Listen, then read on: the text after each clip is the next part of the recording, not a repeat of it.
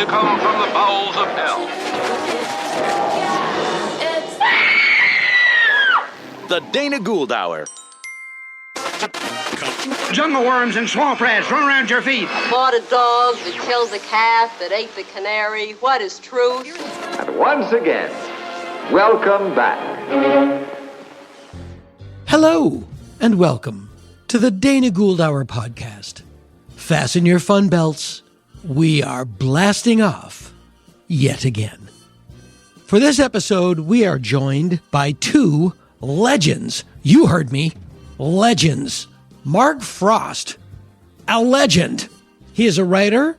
First in television, he started out on The $6 Million Man, moved on to Hill Street Blues, co-created a little show called Twin Peaks with David Lynch. He's written motion pictures. He's directed motion pictures. He wrote and directed the film Storyville. He wrote the 2005 Fantastic Four and its sequel, Rise of the Silver Surfer. And he has a new book out, a novel, entitled American Sphinx, which it's a historical novel, and it tells the story of FDR from the days just prior to America's entry into World War II up through his death, through the eyes of Frost's own relative, his great-uncle, Will Hassett, who worked for FDR as a speechwriter and press attaché, one might say.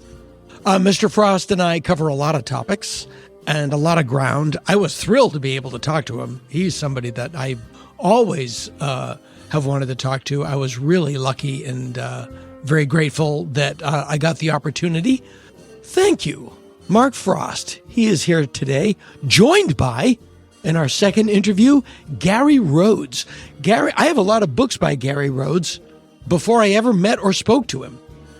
He is a writer and film historian. He's written, among many other titles, a multi-volume set on the strange life and career of Bela Lugosi. He's written about Ed Wood. He wrote the book Horror at the Drive-In, Essays in Popular Americana, and he has an excellent new book out from Feral Press entitled Weirdumentary, Ancient Aliens, Fallacious Prophecies, and Mysterious Monsters from 1970s Documentaries. Before streaming, before cable, before the History Channel, before the show Ancient Aliens, these topics were explored in documentaries that were shown at your local Cineplex, many produced by the late, great Sun Classic Pictures. UFOs, Elvis, Bigfoot, they were all there, and they are all here in the pages of Gary's new book, Weirdumentary, and we're gonna talk about them. As for me, bunch of stuff going on. Hanging with Dr. Z is gearing up for a fourth season, and we're doing our next live show here in Los Angeles on August 2nd at Dynasty Typewriter. So if you're in Southern California, come on out.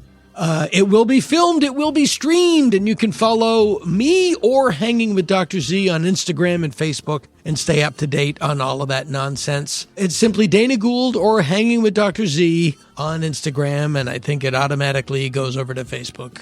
I'm not on Facebook. I'm busy. I can't. I'm trying to keep up with all my shows. For details and links to all of these and more, please go to the live appearance page at danagould.com. Lastly, thank the Lord. This program is brought to you by you. Oh, sure, you may hear a couple of spot ads here and there, but the show has always relied on its listeners for support, and we never fail to appreciate you. And so, if you are not one already, please consider becoming a Dana Gould Hour Sky Cadet. If you like the show, go to danagould.com and sign up for our Patreon. $5 a month. You get some extra audio stuff, some video stuff, and some other junk. Earlier this month, I appeared at the LA Breakfast Club, which is a weekly, I think, speech engagement here in Los Angeles.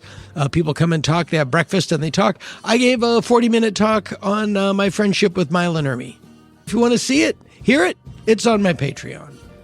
I don't have graduated levels. $5 a month. I'm not going to, for $17.50, I'm not going to come to your house 3 times a month and comb the nits out of your dog. $5 a month. and you get some stuff. Don't be a shy cadet. Be a sky cadet. It's a simple deal for complicated times. And now, it's on to our filthy business.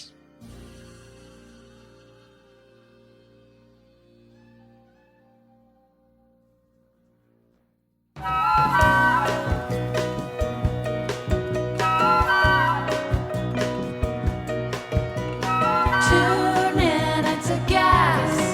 It's the Dana Gould Hour podcast. The Dana Gould Hour. Free and worth it.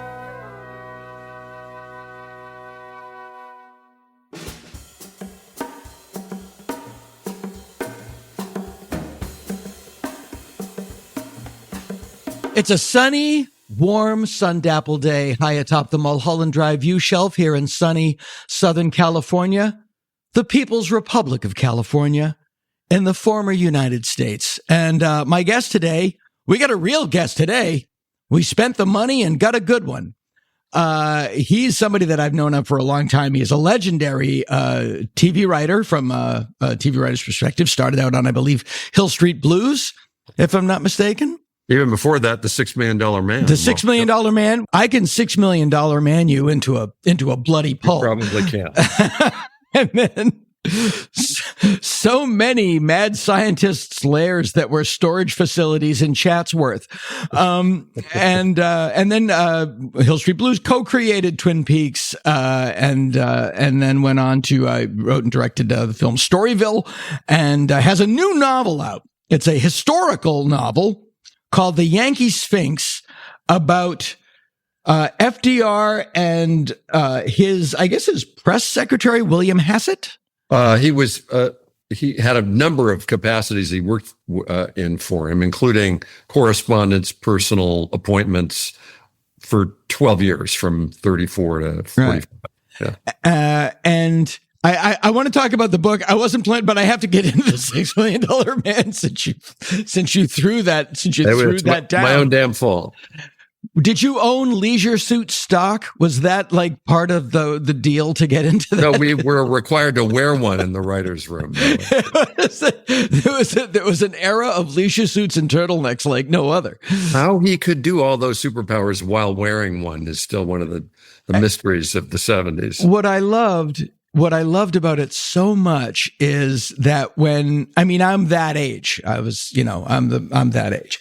And even if it was a live action shot, if he was on a security monitor, he would be in slow motion on the security,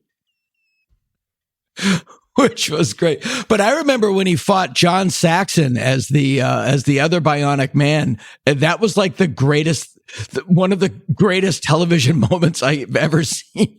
Ultimate Smackdown. Yeah.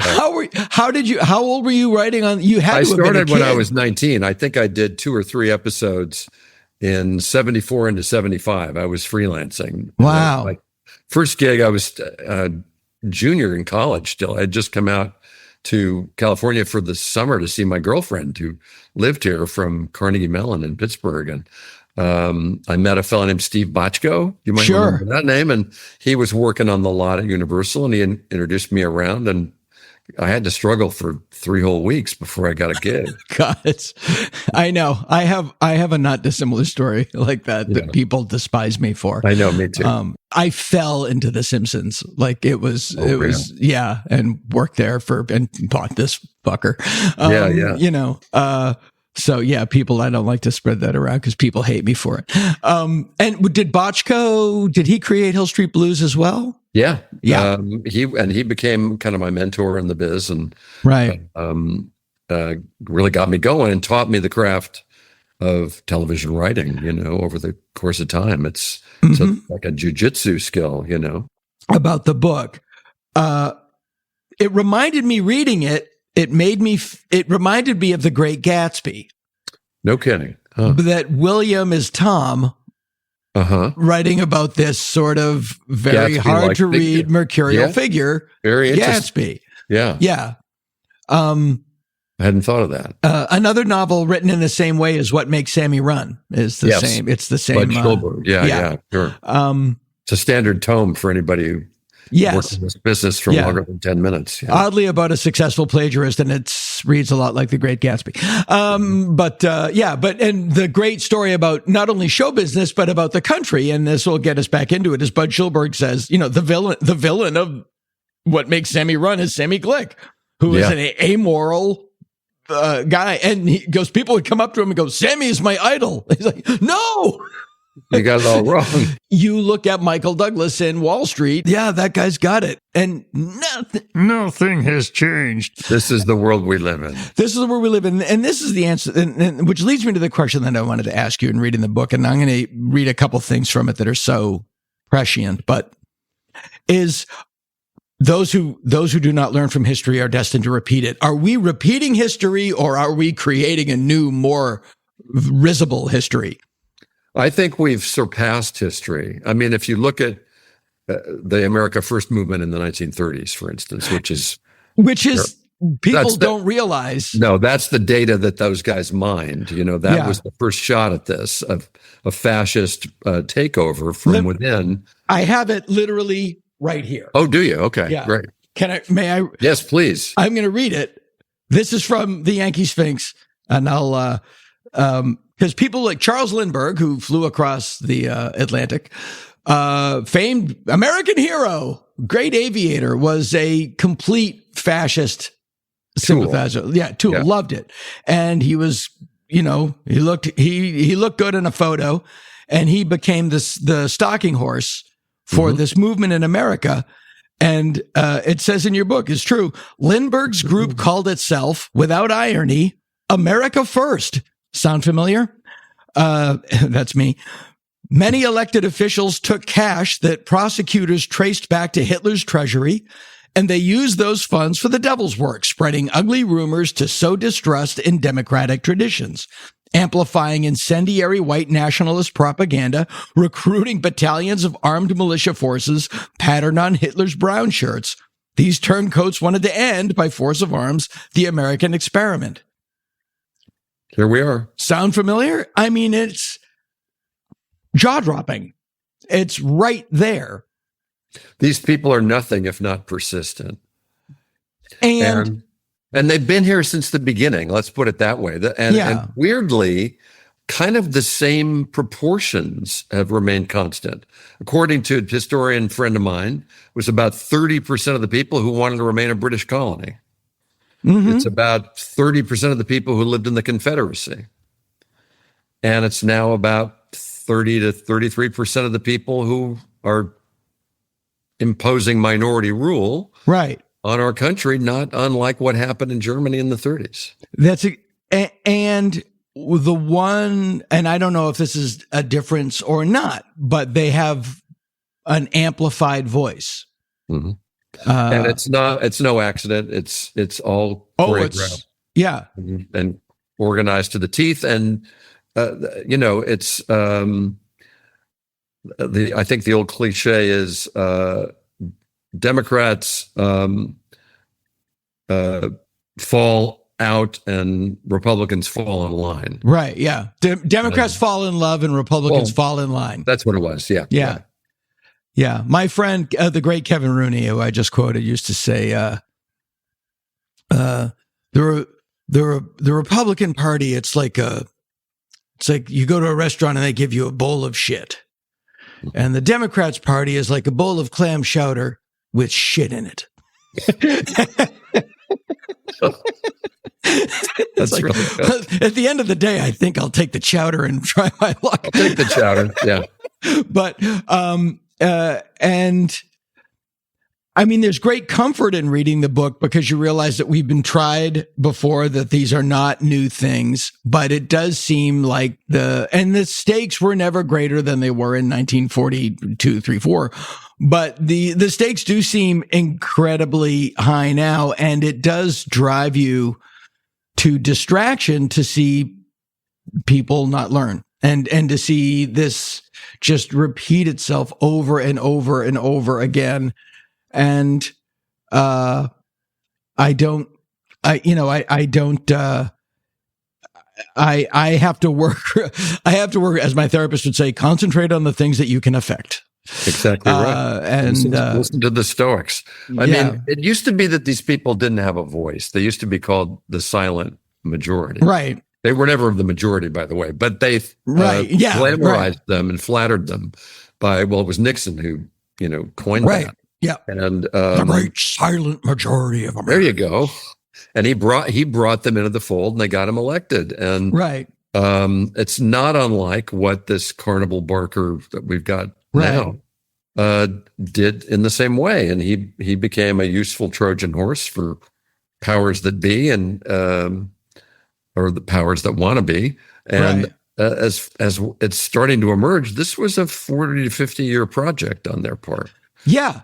No, especially like with the overtaking of the judiciary and that is something that it's not in the it didn't that was something that Roosevelt tried early on was when he had similar problems with the conservative Supreme Court in his years, and one of his big projects was to try to oust them all or add judges. Right, and it was I believe it was the 36 election when that kind of came to ahead, and the person he was hoping was going to be in charge of this project for him, Harry Hopkins, his closest advisor, took ill. Right. And they didn't have time to take it on. And then before you knew it, Pearl Harbor happened.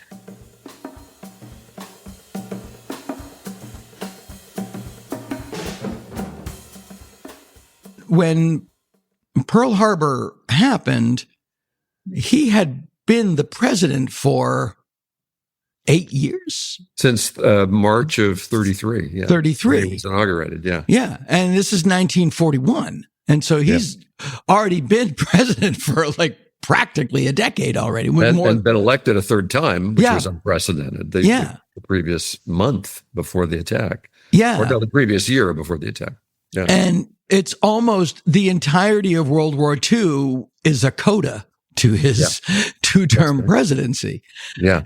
And we feel, and then America saved the world. And, it's far more complicated. And we didn't know the one of the things that navigated what he accomplished in terms of saving America, saving democracy by rescuing the economy from the Depression, and then saving the country from global fascist takeover, which we played a big part in. Yeah. So, and as did 21 million dead Russians. Yeah. He was a master at working people, and we don't have that in the current administration. I think maybe Clinton had similar abilities to work people. I think of the people we've had since, he's the closest analog. Yeah. People that either oozed empathy or were aware of what empathy was. Mm-hmm. And one of the great, a story that I knew that you tell in the book is he knew that we had to partner with Russia to defeat Hitler. Mm-hmm. And we knew Russia wasn't great. Mm-hmm. But sometimes you have to hold your nose and vote for the lesser evil. That's not a popular opinion on Twitter, but in reality, it's often the case. And he played. Tell the story about how he knew he had to make fun of Winston Churchill to inculcate himself with Stalin. Yeah, it's so. I'll let you tell it, but it's this was this great skill that he had. And we're talking about Roosevelt, obviously. Yeah, that he was able to read people extraordinarily well, and he had absolute opacity as in terms of how he presented himself. It was hail fellow, well met. He had a grand, eloquent style. He sounded like a guy in a Broadway play who was on top of the world and could keep all the plates spinning around him effortlessly while he was making cocktails on the side. Yeah. He liked a and- cocktail. He did like a, well, I mean, wouldn't you if it was 1942 and you're in the middle of the shit? The truth was he was an amazing manipulator of people, but generally for positive results. He always had a calculus in his head that involved algorithms that these assholes in Silicon Valley could only dream of having in their software. He understood the world as an organic set of peoples and circumstances and governments, and he understood how the game was played diplomatically, through force, through coercion, through persuasion. He was a master of all those arts. And the biggest problem he had at the beginning of the war was that our greatest and strongest ally was Great Britain. Because by the time it started, Great Britain was the only country in Europe that was left. Right. Hitler had taken everything else. Right. And it's sort of, and is that solely geographical? Is that solely because of the channel? I think so. I think, and it also had to do with the close ties kind of historically between Germany and England. There was a reluctance to go bomb the hell out of London until the Blitz. They were trying to bring them on board without having to invade, which they also knew would be extraordinarily costly. And then they just said, fuck it, we're going to go right after them. So Churchill was desperate for the United States to come into the war. Starting in 1939, he did everything but get down on his knees. Yeah. And we started this, what they called the Lend-Lease program, keeping them alive by sending them. And that was, and that's the thing that I always have to remind myself, and I talk to my kids and like Churchill said, and I'm paraphrasing, you can always count on America to do the right thing after it's exhausted every other option. And and that is always, it's like, we didn't, World War II didn't happen and we charged in a Superman suit and saved everything. We didn't want to get involved. And then, then we didn't even want to help. It wasn't until they punched us in the face that we went, okay. And it was that same quadrant that we were talking about. 33%. Ultra nationalist, closed borders, isolationist tendencies, kind of lodged largely in the Midwest and the West at that time. Right. That we were fighting against. And he, how quaint is this? He knew he couldn't go to war unless he had the support of Congress, and he refused to do it. Right. He played by the rules. Yeah, play by the rules. Yeah. But he also knew how to bend them when he needed to. Right. Because there's a lot of allowance for bending in that system. It's a very elastic system. Yeah. Yeah. And I always have to remember when, we talk about our country is, to quote George Carlin, founded by some slave owners that wanted to be free. The hypocrisy started from day one. Yeah, it was. Yeah. It was always there. It doesn't mean it's bad. Just means it's flawed and human. I mean, it also, basically, let's face it, the story of all of human history. Yeah, yeah. It's not that we're exceptionally one thing or the other. It's that we're kind of the same. With better ideals, maybe, better words to kind of back up our play or to at least justify the way we went about doing things. Yeah. So, and that's what I always say to people that are purists. I go like, just point to the successful social utopia that you want to emulate, or who's the perfect leftist president that we've elected in the past that worked out well. Just point to where this has worked. And usually they'll end up somewhere in Scandinavia. Yeah. All right. So go ahead. I interrupted you. That's okay. So look, his biggest problem from the beginning was how to handle Churchill, because Churchill was dying to use America's might to go right after Hitler in Germany, cross the channel. If it was up to him, he would have tried D-Day in 1941 or 42, and it would have failed miserably because FDR knew we didn't have a standing army. We had to create one. We had to toughen them up. We had to test them. And the only way you test an army is to let them fight. I mean, that's the sad reality of it. And he knew that the best way to do that was to start in North Africa, where the stakes were lower, Right. where we had a reasonably good chance of succeeding. But he had to persuade his partners. At that point, that was Churchill and soon to be Joseph Stalin in Germany. Right. There were 53 nations that signed on for the Allied cause, but those were the two that mattered. Right. And so the conference you were referencing was in Tehran, where they were trying to decide, okay, where are we going to attack? How are we going to do it? Yada, yada, yada. And he outplayed Churchill by making fun of him in front of Stalin, which amused the little dictator. Right. And Stalin would talk turkey to you if he thought that you were on the level and you had the moxie to back it up. And Right. his assessment of Roosevelt was that he did. And so that's how they kind of maneuvered around Churchill and said, we're going to North Africa first, which was actually, that's where, the British were in deep, deep trouble. They were down to Cairo Right. as their last outpost in the continent, and they'd owned most of it for quite a while.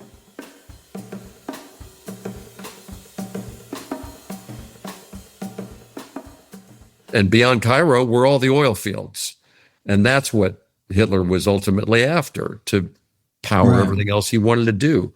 So there was urgency in going there. And it was a smart move. And we pulled it off almost without a flaw. And the army got its blood up and its feet wet. Right. And then Churchill said, okay, how about Germany now? And they said, no, I'm sorry. Now we're going after Italy. Because Right. they had almost knocked Mussolini out. But in they North called it the Africa. soft underbelly of the fascist crocodile. And he even drew a little drawing. Churchill had drawn a little drawing of what that looked like. And so that's where they went next. And that became a long, drawn-out campaign. But when it was done, Mussolini was gone. Hitler was stretched thin between what was going on in Russia, which was a meat grinder. Which was a self-inflicted wound. Absolutely. And especially, not only was Russia the self-inflicted wound, but his obsession with humiliating Stalin. They went after Stalingrad because it was named Stalingrad. I know. And it was... This is where we fall back catastrophe. on actually, it's sort of the last hope of humanity, is that dictators are so incredibly willfully stupid Yes. about what they're doing and how they see themselves. Yeah. That their own grandiosity is always kind of at odds with what's tactically feasible or manageable. And thankfully, we have an even bigger idiot as who's playing fascist dictator in our country. I say this about, I was fascinated by Nixon. He's such a Shakespearean character. And to be fair, you could say this about Clinton as well. These men become masters of the game of politics and the game of power, that the only person that can defeat them is them. Yeah. And they can't resist the challenge. That's a great way to put it. Because that's inevitably what happens. Yeah. And it's always over the dumbest, littlest thing. I mean, Watergate, which was the pin in the grenade, was the dumbest thing. I'm actually very good friends with David Kissinger, Henry's son. I've met David. Dave's the great. Dave's the greatest. Yeah. And he said that his father said that Watergate was because Nixon finally found a couple people stupid enough to do what he told them to do. Well, we've got no shortage of those people now. No, it's staffed by those people. Yeah. Another weird stuff just between you and me and the apple tree, because we were at Camp David. We were at the Western. No, it was at Camp David in the pool. And there were two pools at Camp David. There's the swimming pool, and then there was the president's pool. As a separate pool. But Julie was babysitting him, and they were in the president's pool. And he was a little kid. He was being babysat. And the president gets into the pool.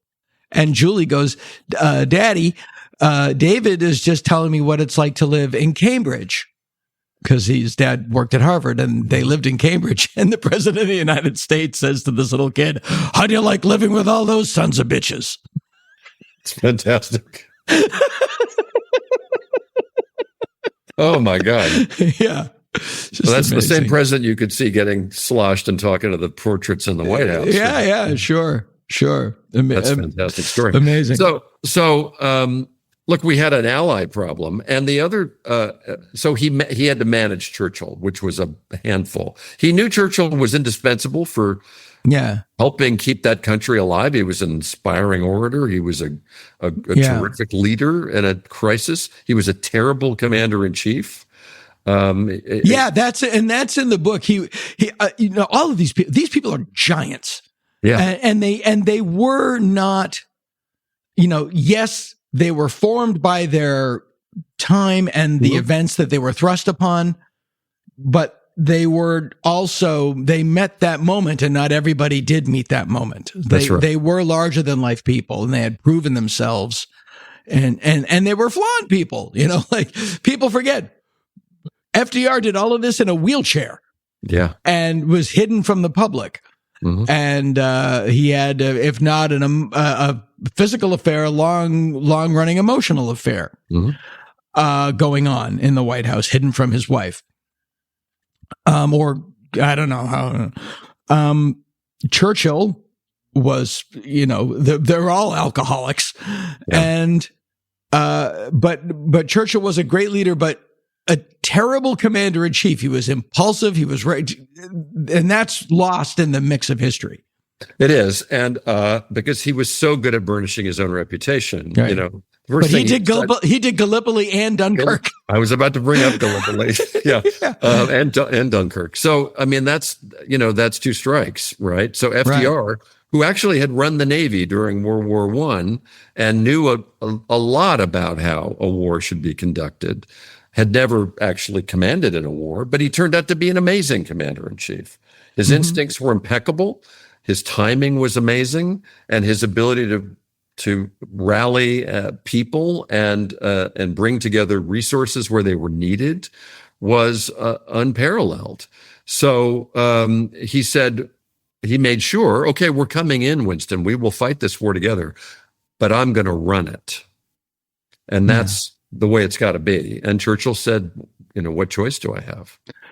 Yeah, I get that. And he also had Eisenhower, who also was really good at managing people. Like D-Day, if there was anything harder than the D-Day operation, it was planning the D-Day operation. Yeah. Like getting it's a herding cats, it's just getting all of these things into one thing. Let me ask you one historical question that I don't know a lot. I don't know enough about.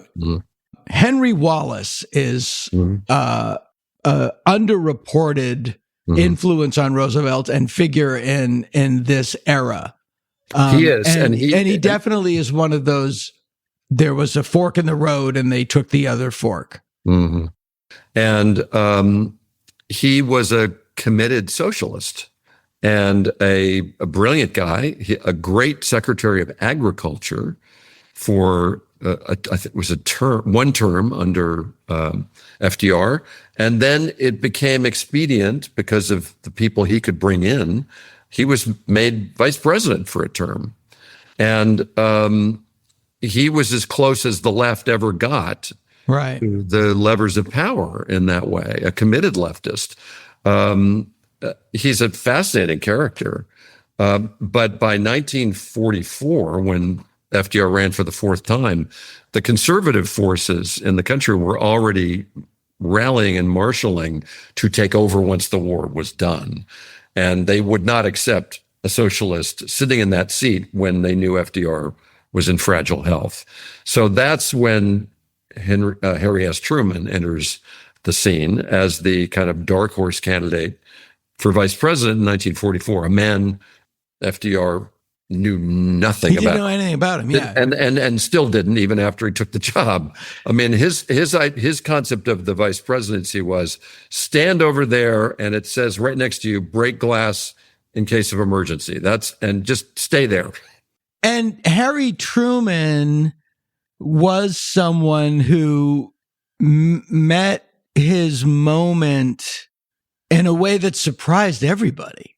Exactly. No one knew he had it in him. He was not Roosevelt in any way. In politics, we always want what we don't have. We Sure. come on to something. So that tracks. But you can say, and I think this is more often the rule than it is not, that FDR was incredibly irresponsible in going with Harry Truman and then not tell. He didn't know about the Manhattan Project. He never told him. Yeah. Yeah, I mean, Imagine his surprise. Because people don't think they're going to die. Mm-hmm. Ruth Bader Ginsburg didn't think she was going to die. They don't do themselves or us any favors when they do themselves that way.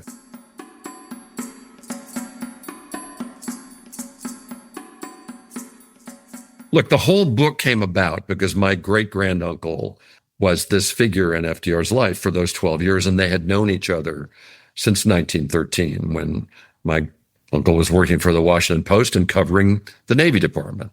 And they became good friends during that time. They were, you could say, starting out in their careers kind of at the same time and at a commensurate level. And he made quite an impression on FDR. And when the time came, once he had gotten in office, and that's, by the way, no small feat. No small feat. no small feat. Yeah. So the point was, he was a committed newspaper man. He was a very poor Irish Catholic, son of an Irish blacksmith who had immigrated, who first in his family to go to college, studied for the seminary, and decided, I think I'll be a journalist instead. But he retained those kind of priestly qualities. And this is what made the relationship so unique, because you had the kind of pastoral qualities of a rural cleric, and the compassion and the understanding and the ability to listen and be supportive. And that was my great uncle. And he was, it's so funny because people forget this. He was Catholic, which was a huge detriment. Yeah. In that era. It was. And he kept it kind of on the down low. And FDR was this epitome of high Anglican, aristocratic. He was the wasp's wasp. The wasp's wasp. I mean, there was nobody who more exemplified that role model. So they made an unlikely pair, but his nickname for my uncle was the Bishop. Right. And that was for a reason, because he could give good counsel without ever FDR feeling like he had his own agenda. He was there to help him and serve him. So he ended up keeping a diary during the war. Everyday business of the office of the man, both in official capacity and private capacity, because he knew there was a press blackout imposed on the president because wartime, and he was a trained journalist and the only one in the White House. He said, I got to keep the records here for history. So he kept this diary starting right after Pearl Harbor and ending right after FDR died in Warm Springs, Georgia, when my great uncle was with him, up through the funeral. And that book was published. Those diaries were published in 1958. He went on to serve in the same capacity for Truman for 8 years after this, by the way, well into his early 70s. And he published the book in 58 to great acclaim. It became a standard text for anybody who ever wanted to write about the Roosevelts. And I was given a copy when I was very young by him before he died. And my thought after Trump took office in 1916 is, what the hell can I do? In 2016. Sorry. Yeah. Did I say 19? Seems like it. 2016. It certainly does. I said, what can I do? What story could I tell? Because that's what I do. I thought, I can tell the story of my uncle and FDR. So I wrote the book in the first person from his point of view, what it was like to be a fly on that wall and be around all those momentous moments and all the lighthearted ones that also took place because he became a sort of family member. And I felt that was a story that people might respond to now and maybe take some comfort in. And for my part, it was my way of honoring my uncle's contribution, because I felt, after learning as much as I did about it, that it was substantial. Yeah. And you had to, and there must have just been a lot of research and a lot of 2 years. Yeah. And I buried myself in the FDR library for a good part of that time. And my uncle had helped organize that library. It was the first presidential library, and he served as the original director of it. So I had a pretty good in. The book starts at Eleanor Roosevelt's funeral. Mm-hmm. And there's a line that there's a piece that your granduncle says, whereas all these people are standing around. Eisenhower is there, and I think Truman is there.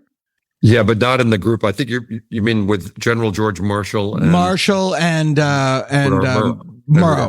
Murrow. And it says, I'm going to read it. Time plays tricks this way. You'll discover, chances are you have already, as the people you know begin to die off around you. It leaves you and your fellow survivors, if you're lucky enough to stick around, shaking your heads in wonder and befuddlement. How in the world did this happen to us? And I'm wondering if you are beginning to feel that way. Oh, certainly. But you also you are not in any way retirement. You are so engaged and going through things that are a young man's battles. It's quite impressive, but you do get this feeling of, okay. Yeah. What's next? Yeah. I mean, they're dropping like flies. And I know you lose people every week. In 2018, I spent a year working with Mel Brooks. I've known him a long time. Yeah. And when you're 92, somebody you know dies every day. That's right. And every day at 2:30, Shelby, the assistant, would pop her head in the door. New York Times needs a quote about Henry Mancini. New York Times needs a quote about Neil Simon. New York Times, just like. Yeah. The last time I saw Mel was at the funeral of our mutual literary agent, who was one of the great friends of my life, a wonderful guy named Ed Victor, who was a kind of prince of the industry. He was the Swifty Lazar of his era. Got it. And he represented both Mel and me. And I'd met Mel over the years frequently in Ed's company. And I also knew him a little bit through David Lynch, who had because he produced The Elephant Man. And Mel is, as you know, every bit as delightful a human being. He's everything you want him to be. Everything you want him to be. And we know that that's not often the case in show business. Mm-hmm. And so God bless him. He's a treasure. And I feel for him, I mean, that is the problem with the problem with longevity is, you're going to be alone eventually. My dad is 95, and he sits down in his chair every day and looks at the TV and my mother's ashes and goes back and forth. Which leads me, as we conclude, to, you were partnered with David Lynch for a long time. Yeah. And when he passed, and it was such the timing was like, you couldn't have written the timing better with the election and the fires and all that. But everything about that you guys did, that has all had such an amazing resurgence. And what I didn't know, and if I may, I have two. I have two Twin Peaks questions for you, and they're not like, what would Lucy Moran do if she was the president? I'm not going to do that to you. That's one no one's ever asked me. Yeah. What I did not know, I learned this yesterday from our friend Mary, that kids that would not think would be interested in Twin Peaks have gotten into it through TikTok. Yeah. I didn't know it was on TikTok.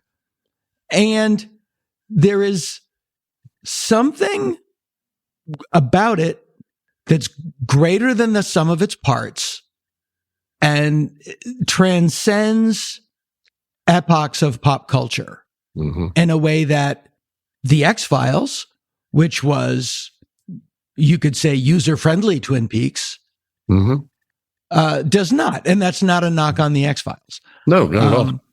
Most television is designed to be fairly disposable and of the moment. Yeah. And not built for the long run. And I sensed that I was studying television from a very early age. I was fascinated by it as a medium.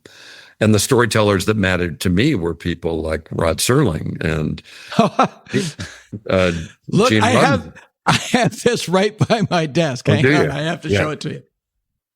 One of my favorite things, a Rod Serling ad for socks. Oh, perfect. He wore them well, didn't he? That guy would sell anything. Well, it's a rough business.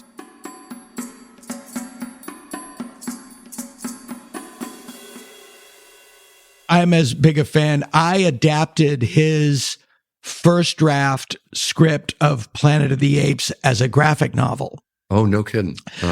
Because it's a very different story. It's basically 7 Days in May on the Planet of the Apes. It's set in a city. It's a political thriller. But what I didn't realize, if you've ever written a graphic novel, is that you get a maximum of 8 panels a page. You get 1 action a panel, and you have a certain amount of pages that you can do. So every day I had to get up and edit Rod Serling, who was the Aaron Sorkin of his era. He was very much so. He liked a speech.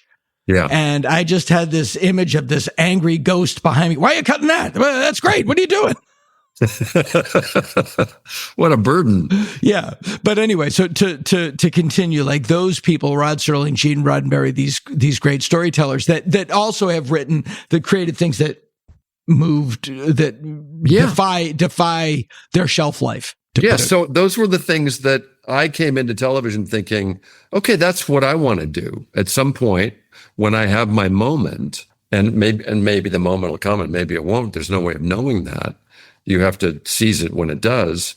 You could do something that breaks through and speaks to people at a different level, that is not just au courant, that isn't there to simply hypnotize you so you buy the products that they subliminally assault you with during the commercials. It's that the actual content of the show is what matters. Socks. Buy socks. I never saw that the Twilight Zone was a vehicle for subversively selling socks, I have to say, but maybe there was an episode, you never know. And so that's what, that's not the kind of thing you can tell anybody. I could tell David that. David didn't know television. Yeah. Well, I mean, he'd watched it, but he hadn't studied it. And I said, I think we have a chance to do something that could last. And we just got to stick to our guns. And we did. And we told the network to, go pound sand whenever we felt like it. And they were in third place, so they had no moxie to kind of say, no, you're not going to do that. And we prevailed. I mean, the show wasn't perfect. It had its ups and downs, but it stood the test of time. And I think when we came back 25 years later and did the third season that we had finally got around to doing, it was a great exclamation point to the sentence. I agree. And you two did have a very Lennon-McCartney-like relationship, working relationship. And one of the frustrations about that is that it's Lennon-McCartney when people but it's like, but this is, when you read about it, you realize that this is the thing that actually starts the car and drives it. We bear that with endless grace. It's, I've talked to Paul about that actually. I bet you have. Yeah. And, it's like, if you're being compared to Paul McCartney, it's not very fulsome of you to complain. I mean, is there a better exemplar for how a person in the arts should behave for 60 years than what that man has done? So I'll take that as a tremendous compliment. To take Twin Peaks as the Beatles output, because there's Lynch Frost's Twin Peaks, there's Lynch's Twin Peaks, and there's Frost's Twin Peaks. And what I really love about that world is that it is an expansive, and you can use this as a delivery system to tell any story you want. Yeah, and you can go off and do yeah. a solo album if you want to, Right. and come back to it. Yeah, I am one of those people, and I was the age. You know, I was late 20s, living in LA, just moved here, my girlfriend and I had an apartment. We had the parties. You know, we had the Bob Wanted poster on our fridge. I told a story on this podcast about we couldn't find cherry pie in LA on a Thursday because we wanted to have a party. And did you try Duke bars? We went it doesn't matter because I hate cherry pie. So you do. Okay. My favorite kind of pie. Yeah, we got apple pie. It didn't matter. Yeah. But but like I was there. I was that. I was there. And then I saw the film and hated it because it wasn't what I wanted. It wasn't Lennon McCartney. It wasn't Lennon McCartney. Yeah, it was the Plastic Ono Band. It was Mother. You know, it wasn't A Day in the Life. It was Mother. And to really take a truncheon to this analogy. Yeah. But as I got older, and I get it. Now I get it. Yeah. It's a tough watch, but it's an essential watch. Yeah, it's part of the deal. Yeah. It's part of the deal. And I know from people who have suffered abuse that representation matters. And in that, if only for that, it's to be, held up. And I agree. I agree. I distinctly remember when, after the cancellation, that propaganda was either giving away props or had a prop auction. And my roommate and I were going to go. And somehow we didn't go, but I knew somebody that got like a phone from the sheriff's station and a mug from the like, did I dream that? No, I remember that because we had moved offices, I think. I mean, propaganda gave us office space at the very beginning of the process. They weren't really involved with the project. Yeah. They just gave us housing. Yeah. And occasionally. But they had the greatest logo, and all the cool people had they were all cool people. And David and everybody had that T-shirt. Everybody had the propaganda T-shirt. Oh, it's cool. And Yanni Sigbatson and Steve Golan were super cool guys. And Fincher was working there a lot on his way up the ladder and doing music videos. So it was a cool environment. But they weren't involved with the show. They gave us essential food and shelter, when we were seeking a home. Rented a room. Yeah. But they did have an auction, I recall. As when we closed down our offices, there was a tremendous amount of cost to put sets and props and everything into storage forever. And some of that stuff was fairly generic. I mean, it was emblematic, and it would be cool to have, I guess, on your coffee table. But, I've got some stuff. So yes, you're remembering that accurately. Okay, good. Because there are 3 or 4 things that happened to me in my life where I go like, did I dream that? Yeah. I have that almost daily. And my last question is as a writer, and I love The Return. And I loved, and this is what I wanted to get back to, was there's it's never the same thing. And you refuse to do fan service. Refused. And I love that. I thought it was great. And all 3 are different. The film, the first series, and the third and the second series are all different, tonally, aesthetically.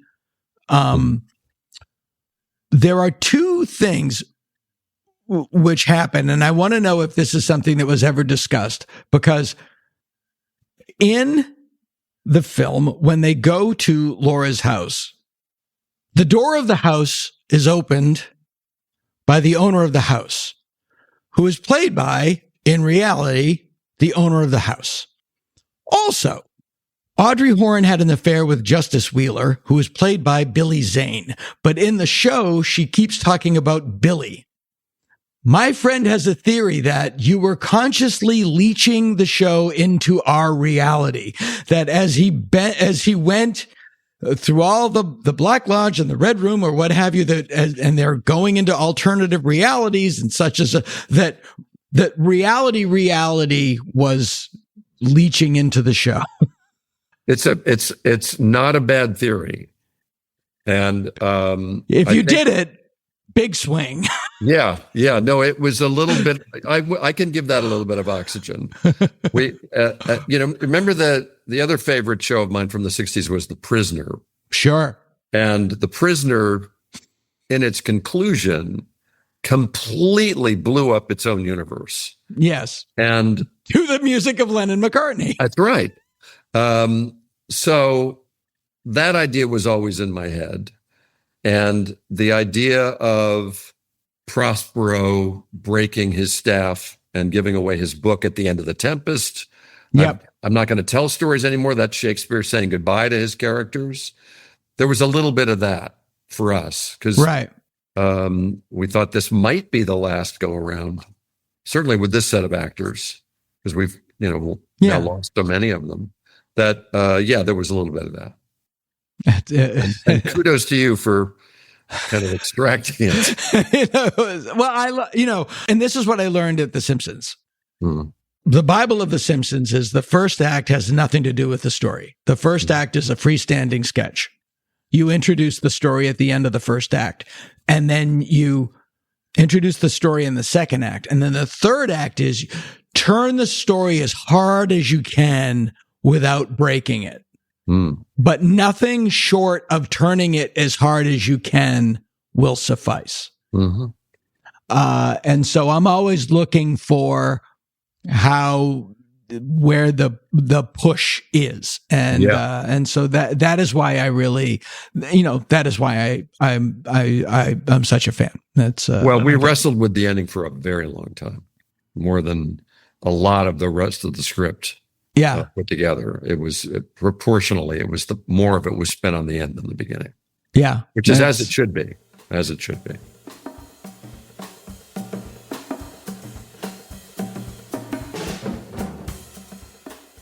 Now that I know when Dale returns, I have a lot more patience with Dougie. But it was just like at the time, I was like, is it this week, please?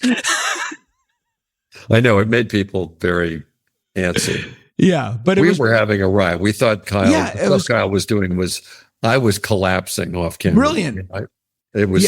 He's such a brilliant actor, and it was so funny. And that's an underrated. Oh, that's a Peter Sellers turn. Yeah, absolutely. 3 completely distinct characters. Absolutely. Yeah. I have a very good friend that's in the cast, David Koechner. One of the, Oh, sure. He's a great guy. I think it's my favorite of the incarnations. I have a similar feeling because it just said more about who we were at the time we were doing it, and we were older and hopefully wiser people. Well, I read that you were the first thing that inspired you was the housing crisis in Las Vegas. Las Vegas, yeah. And that was like, that you can use this to tell any story you want. Mm-hmm. Have you ever heard of California City? Don't know that I have. Google it when we're done. It's the 3rd largest city in California geographically. Really? It abuts Death Valley east of Santa Barbara. Some grillionaire was going to build this massive city, and the industry never showed up and the city never showed up. So you have this massive grid of streets. Oh, wow. And you'll have like a block with 1 house on it and another block with 3 empty houses on it. And I know a guy that lives there. All by himself. The book is The Yankee Sphinx, available at any of America's 19 surviving bookstores, or you can get it online. Try to get it somewhere where you're not giving money to a guy that doesn't need any more online, if you know what I'm saying. But barnesandnoble.com or any place fine books are sold. It's great because it's a personal story. it puts you in the place of your granduncle, and you watch these historic events from his perspective, and it's in that way it's an immersive story of a time that echoes our time, and it's comforting in that way. That and this hopefully stuff it's a has happened roadmap. before. Hopefully it's a bit of a roadmap for how to get out of it. That's the other that it's a very hopeful. It's a very hopeful story, and it's really beautiful. It's called The Yankee Sphinx, which was FDR's nickname with his closest friends. Are you already working on a new novel? Are you one of those guys that always has something? I'm gonna have a Diet Coke first before. I've got a couple of things, taxiing on the runway, but nothing yet that I'm ready to jump into. Yeah. Well, I from a personal view, I hope that you continue your. I don't know if you want to turn your Twin Peaks books into a trilogy, but I would buy it. I have. I really enjoy them, and I enjoyed all of the bringing in of Jack Parsons, and I just because I'm like you, I'm a history nut, so that that's well. I was writing in effect a James Michener version of Weird America. Yeah, no, with Twin Peaks as kind of the capital, and that's the world that I understand. God, I'm so sorry. I keep talking. I know the origin of Mulholland Drive was, it was probably one conversation, but it was just you could make this a work. You can. That's the America that I prefer to live in, and that's why, I remember being 21 years old, going to see Eraserhead at midnight. It was so important because I was like, no, I'm a weirdo. Mm-hmm. This is what I do. I don't care about fishing and hunting. Mm-hmm. I want to do this. Yeah. And it gave you an identity and a perspective. It was so important to my development as a person. Yeah. Just that perspective. So I love all that stuff, all that, the Art Bell of it all. Very much so. Yeah. At 3 a.m. or whenever Art was on, but yeah. I still listen to those because they have them as podcasts. I forget how that Y2K hung over our head like a sword of Damocles. It was going to destroy everything. He was the king of yes and. I remember once just coming home from work back in the 90s when you get out of work at 2 a.m. on a show. Now the hours are much more civil. But literally, it was like, hi, Art. I'm calling from Louisiana. I'm a time traveler from the Andromeda Galaxy. Just go ahead, sir. Yeah, please, for an hour. But no, he never questions anything. Just, yes, and. Yeah. Anyway, Mark Frost, thank you so very much for giving me your time today. I went way over, and I apologize, but I really enjoyed talking to you. Genuine pleasure, Dana. Really good. Thanks. The book is The Yankee Sphinx. I can't recommend it, and it's an easy read. It just flows like butter. And so keep an eye out for it, and keep an eye out for whatever you do next, whatever it is. I'm it's really a great eager Father's for Day it. present. Let's mention that because nobody knows what to get their dad. And dads love World War II. They do. World War II is to dads what Sex and the City is to moms. The other side doesn't understand it, but trust me. On this one, you're dead certain. Yeah. All right. Well, thank you, and good luck with all of with your next big move and all that stuff. Thanks. Well, I hope we'll see you down the road. I certainly hope so. It was a real pleasure.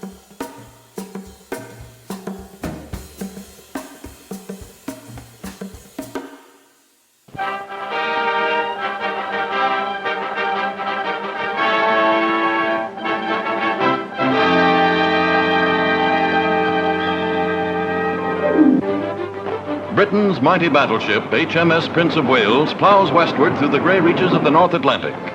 Her prow is pointed toward the war's most newsworthy meeting.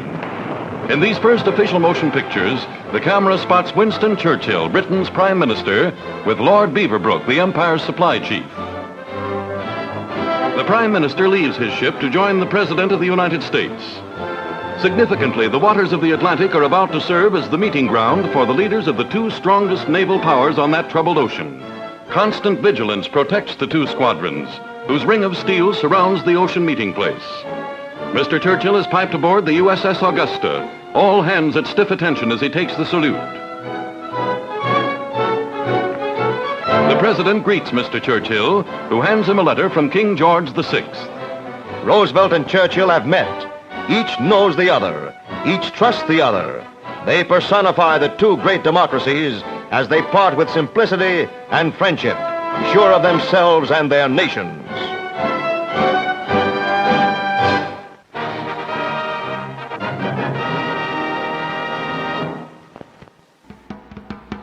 They're true tales from Weirdsville, tales from Weirdsville, and they're true. Can your heart stand the shocking facts?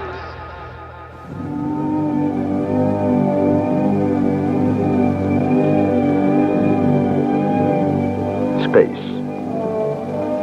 An endless tapestry of stars reaching toward infinity.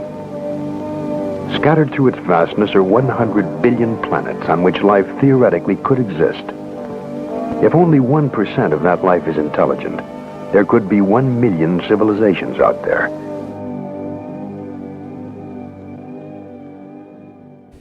That is the voice of Rod Serling, of course, narrating 1973's In Search of Ancient Astronauts, one of the many documentaries that came out at that time, posing the question, what if UFOs arrived here before Roswell, New Mexico, before the late 1940s? What if aliens were actually the guiding hands that helped shape human development? This idea came to the fore in the mid to late 1960s, and no one championed it more or made more money off it than Erich von Däniken. Von Däniken came from Switzerland, land of fine chocolates, Velcro, Helvetica font, and the World Wide Web. It also gave us Erich von Däniken. Erich operated in what would now be known as the alternative history wing of the red-pilled podcast world. And indeed, he was an alternative historian without peer. He claimed to have first become interested in the concept of ancient aliens while attending Catholic school in Germany. Like most good Catholics, he rejected the teachings of the church, feeling the idea of a single, all-powerful God was just too far-fetched.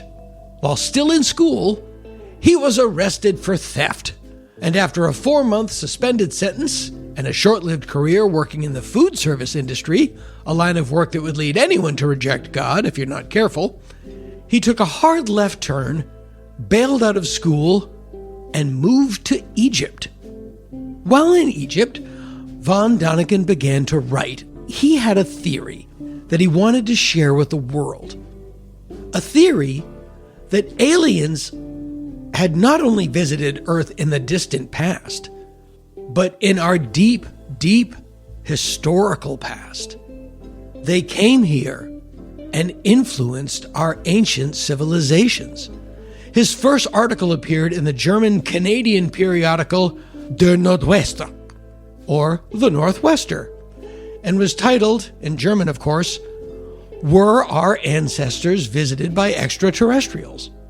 As you would imagine, for an article about ancient aliens printed in a German-Canadian German-language magazine in 1964, few people noticed. Von Däniken parlayed his newly minted career as a published article writer with a career in, wait for it, hotel management. He was put in charge of operations at the Hotel Rosenhügel in Davos, Switzerland. So much for Egypt. It was while running that hotel that von Däniken diligently, after hours, worked on what would become his masterpiece, the book that would eventually be titled Chariots of the Gods, which, fun fact, ends in a question mark. So really, the title is Chariots of the Gods? But when you ask for it, it's like, do you have chariots of the gods? You don't say, do you have chariots of the gods? Because it's a double question. It's, you get it. Authors, don't end your book title in a question mark. Von Daniken's premise in the book was quite simple. Based on zero evidence and even less research, Von Daniken believed that anything impressive created by an ancient civilization was either created by aliens or created by people after having been taught how to do it by aliens. As evidence, the book points to the pyramids and says, come on, nobody could make that. It points to ancient artworks depicting figures on the sides of cave walls and temples and says, don't they kinda sorta look like 1950s versions of Space Guys? You need more evidence than that, I don't. If there was anything old that Von Daniken couldn't understand, he immediately attributed it to ancient alien tech. For example, the Piri Reis map. The what, huh? The Piri Reis map is a world map compiled in the year 1513 by a cartographer from the Ottoman Empire named Piri Reis. It was discovered in 1929 and gained a degree of fame as it contained a partial copy of a lost map used by Christopher Columbus. Von Daniken believed that there was no way anyone in the 16th century could have drawn this map so accurately without having had the ability to see the world from outer space. Fun fact, there were ways. There were several ways. In fact, the Piri Reis map isn't even the most accurate map of its era. But don't tell that to Erich von Daniken. It was all the work of ancient aliens. And how did he prove this? By citing a bunch of unrelated stuff and ascribing that a different meaning as well. For example, in Malta, there are ancient ruts in the ground made by the wheels of carts. Were they really ruts in the ground made by the wheels of carts? Or were they glyphs carved into the ground meant to communicate with ancient astronauts? Have you ever heard about the Nazca lines in Peru? They are these huge geoglyphs carved into the hills in Peru by the indigenous peoples of the area, depicting local animals and plants, things like hummingbirds and monkeys. Or were they signs telling aliens what to expect when they visited? Things like hummingbirds and monkeys. One of the marvels of ancient architecture are the New Kingdom temples in Egypt, built to honor the wealth and power of the New Kingdom pharaohs. Some of the designs on the temples vaguely resemble helicopters. Now, they could be depicting anything. Dragonflies come to mind. Or they're incontrovertible proof that the New Kingdom pharaohs were visited by ancient aliens who arrived in helicopters. On a roll now, von Daniken postulated that all references in all major world religions to gods show up quite often in studies of religions, especially those gods who come from the sky or live in the heavens, which, again, is pretty much all of them except for Aquaman. Well, obviously, these are all depictions of aliens. If they didn't live there, why would the people in Peru carve pictures of monkeys on the hills for them to look at? One false premise backs up another. Zeus? Jesus? Isis? Nope. It's E.T., Mork, and Gort. The Ark of the Covenant? Well, it's an ancient alien telephone. The fire and brimstone destruction of Sodom and Gomorrah? Obviously, a nuclear bomb dropped by aliens. Aliens had nuclear bombs? Of course. Why do you think they came up with helicopters? So they could have something to fly around the nuclear bombs. Now everything makes perfect sense. Von Daniken didn't just read randomly, leap to conclusions, or simply make stuff up. He did claim at one point to have personally explored a cave system in Ecuador that was made in totality by aliens. And it was filled with gold and strange metal tablets. Eventually, he admitted that he made the whole thing up. But that doesn't prove it isn't real. As for the gold artifacts that he presented as evidence, well, they weren't gold, they were brass. And they weren't ancient, they were modern. And they weren't made by aliens, they were made by people. But other than that, von Daniken discovered Incan stones in Peru depicting carvings of early man using telescopes, centuries before the invention of the telescope. How could you possibly explain that? Easy. They were fake.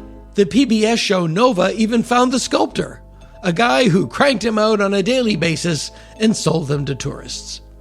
As the years went by, more and more of these errors were discovered, and Daniken admitted them all directly, without even blinking, without so much as a shrug. But in no new printing of Chariots of the Gods are these errors ever corrected. Upon its completion, the original manuscript made the rounds and was rejected by every publisher, earthbound or extraterrestrial. That is, until 1967, when publisher Econ Verlag agreed to publish the book on one tiny condition: that it be completely rewritten by a professional writer. Fine! That professional writer's name was Ulz Utermann. Ulz was a professional writer. In fact, he was the editor of the official Nazi Party newspaper, Völkischer Beobachter, under the pen name Wilhelm Rockstoff. Who better to rewrite your pseudo-scientific manuscript than an actual bona fide Nazi? After the manuscript received its contractually mandated rewrite by an honest-to-God card-carrying member of the Nazi Party, Chariots of the Gods was cleared for publication and hit the shelves in 1968. Likely due to the perfect timing of the cultural interest in reports of alien abductions, post-Kennedy assassination conspiracy theory culture, and the Vietnam-era hippie-fueled interest in the paranormal, occult, and the esoteric, Chariots of the Gods became an unexpected bestseller. In November of 1968, just as the book was being published, von Daniken hit one minor road bump. He was arrested, again. This time for committing fraud and falsifying hotel records. This allowed him to steal over $130,000 over a 12-year period to fund a globe-trotting playboy lifestyle. He claimed at his trial that it was actually the bank's fault for not doing its due diligence before granting him a loan in the first place. If you didn't want me to rob your house, you shouldn't put such cool stuff in it. Throughout the 1970s, von Daniken and his books received widespread praise, and from the people who knew what they were talking about, widespread criticism. Carl Sagan, for example, wrote that von Daniken's principal thesis was, "Our ancestors were all dummies." So, you're probably wondering, despite being an unscientific, plagiarized, twice-removed work of pseudoscience written by a Swiss con man and rewritten by a full-on Sieg Heil Nazi, how did this thing become such a massive hit? Well, the book was adapted as a German-language documentary, quote-unquote. In 1971, Alan Landsberg Productions, who would go on to produce both Jaws 3D and Nell Carter's Gimme a Break, purchased the television rights to the German documentary and re-edited it into a 1-hour TV special entitled In Search of Ancient Astronauts. And this aired on NBC in 1973 and was narrated by Rod Serling. It was a huge hit, and it had a sequel entitled In Search of Ancient Mysteries, also consisting of re-edited footage from German documentaries and also narrated by Rod Serling. That aired in 1974, again on NBC. These two specials proved so popular that in 1976, a full-on TV series was commissioned to explore these similar but different and strange and unusual phenomena. This series was titled In Search of, but it was hosted by Leonard Nimoy because Rod Serling had passed. In Search of aired for 144 episodes. Erich von Daniken passed away on January 10th, 2026 at the ripe old age of 90, having sold over 75 million books in over 30 languages. He spent 60 years influencing pop culture with a magnificent con job. I've said it before, and I'll say it again. If you're incapable of embarrassment, the sky's the limit.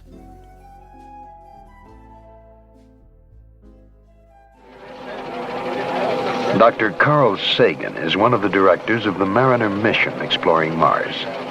and he has a special interest in the possibilities of intelligent life in the universe. The question arises, might there have been a visit to the Earth in historical times? There are popular books on this subject. It's an idea which people find exciting. It's a kind of scientific justification of theological belief which people would rather believe in any case. It's kind of modern dress for old-time religion. Well, what about that? Is that possible or not? I can only say that you can't exclude the possibility, but there's not a smidgen of evidence that is compelling.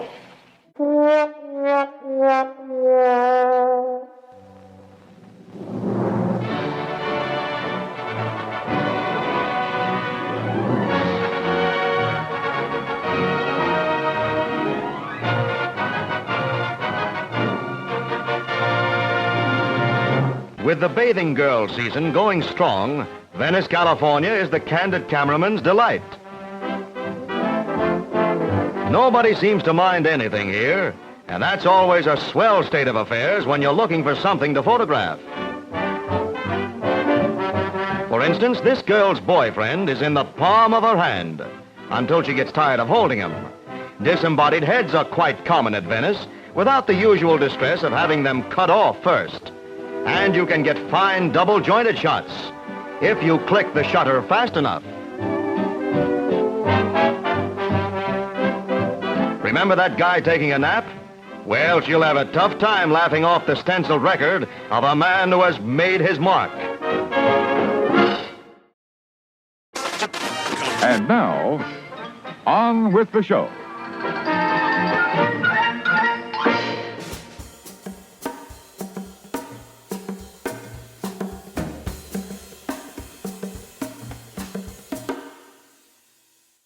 It's a crisp, clear, sunny, bright, glorious sun-dappled day. High atop the Mulholland Drive view shelf here in sunny Southern California, the People's Republic of California, in the former United States. If this podcast were struck by lightning and became a human being, it would be our next guest. It's alarming I've gone this far without having this man on the show. He's the author of innumerable books, among them, and this is just a smattering, Lugosi, Bela Lugosi, Dreams and Nightmares, The Perils of Moviegoing in America. How many books on Bela Lugosi have you written? On him and his films, probably around 10, 11. Yeah, around 10, 11. And a book that I want to get into, Horror at the Drive-In, which is an anthology of essays, but it is, if you cut me open, I would bleed this book. Horror at the Drive-In, Essays in Popular Americana. And you have a new book out from our good friends at Feral Press, and this thing is on my coffee table, and it is glorious. Everyone listening to this podcast needs to buy this book. It is called Weirdhumentary: Ancient Aliens, Fallacious Prophecies, and Mysterious Monsters from 1970s Documentaries. It is a primer on all of those great In Search of, Ancient Aliens, all of those things in the 70s before they were before cable, and they were funneled into cable. It was a whole, we've talked about the Ormons on this podcast before. It is a world of cranks and hucksters and true believers and mondo humanity that is it's the traveling carnival of American culture that I am deeply, deeply in love with. The man's name is Gary Rhodes. How are you, Gary? Wonderful. So glad to finally be here with you. I know it is alarming that I've never had you on. My wife bought me No Traveler Returns for Christmas like 2 years ago. And when I opened it up, she goes like, I don't know what it is, but I saw it on some website and I thought you'd like that. Yeah, that's funny. I don't know what it is. Some days I don't either. But it was so funny because I was working on the TV show Ted, the Seth MacFarlane Teddy Bear show. Yeah. Yeah. And I was reading it, I had it on my desk. And there was another writer on the show named Aaron Lee, who I was just getting to know. And he walked into my office and he went, "Oh my God, can I borrow that when you're done?" And I was like, "Oh, a fellow traveler." And now he's one of my closest friends. Oh, excellent. It's like a secret handshake. Yeah, the Lugosi thing gets you in many secret doors, I think. It really does. Much more so than Karloff. He was he's a much more fascinating figure. There are these duos. Yeah. That I was in the other interview of this episode of the podcast is Mark Frost, who was in one of those relationships. It's like Lennon-McCartney. And everybody looks to John Lennon, and then there's McCartney that makes the trains run. Lynch and Frost. David Lynch got all of the press, but Mark Frost was a co-equal partner in that endeavor. Karloff and Lugosi. Boris Karloff was the biggest star, but Bill Lugosi is by far the more fascinating character. Yeah, and had I think the legacy lives longer, larger, looms larger, his shadow now than Karloff's. I think there's a lot more interest in Lugosi in recent decades than Karloff. Is it even though it used to be the other way around, of course. Is it because his life was tragic? I believe that's a big part of it. I believe the Ed Wood period, of course, and his tragic drug addiction. That period, I think, of course, interests a lot of people. I think vampires continue to be endlessly popular, seems to me. And so that's, I think, another reason because... Dracula is a more fascinating character than Frankenstein. Yes. And I think that, his drug addiction and the here's a weird analogy. Like Nixon, he went to the top and he fell to the bottom and he didn't let it destroy him. And I think people admire that and see themselves in that. And I think that's a big part of it. Yes. And Dracula, this is one silly thing I wrote once in some book somewhere, sometime. I wrote something like, during his lifetime, Bela Lugosi dressed as Dracula. After his death, Dracula dresses like Lugosi, which is basically, that every Count Chocula, even Christopher Lee, Count Von Count on Sesame Street. There's Kit Kat commercials, even last Halloween where somebody's doing the Lugosi shtick. Right. And so it does seem very long lasting in that way. Dracula never dies, he said. And it seems like he was right. Well, this is the fastest we've ever gotten to a Count Chocula reference on this podcast. Right. But it's also weird in that Count Chocula does not have African American features. He looks like Fred Astaire. Yes.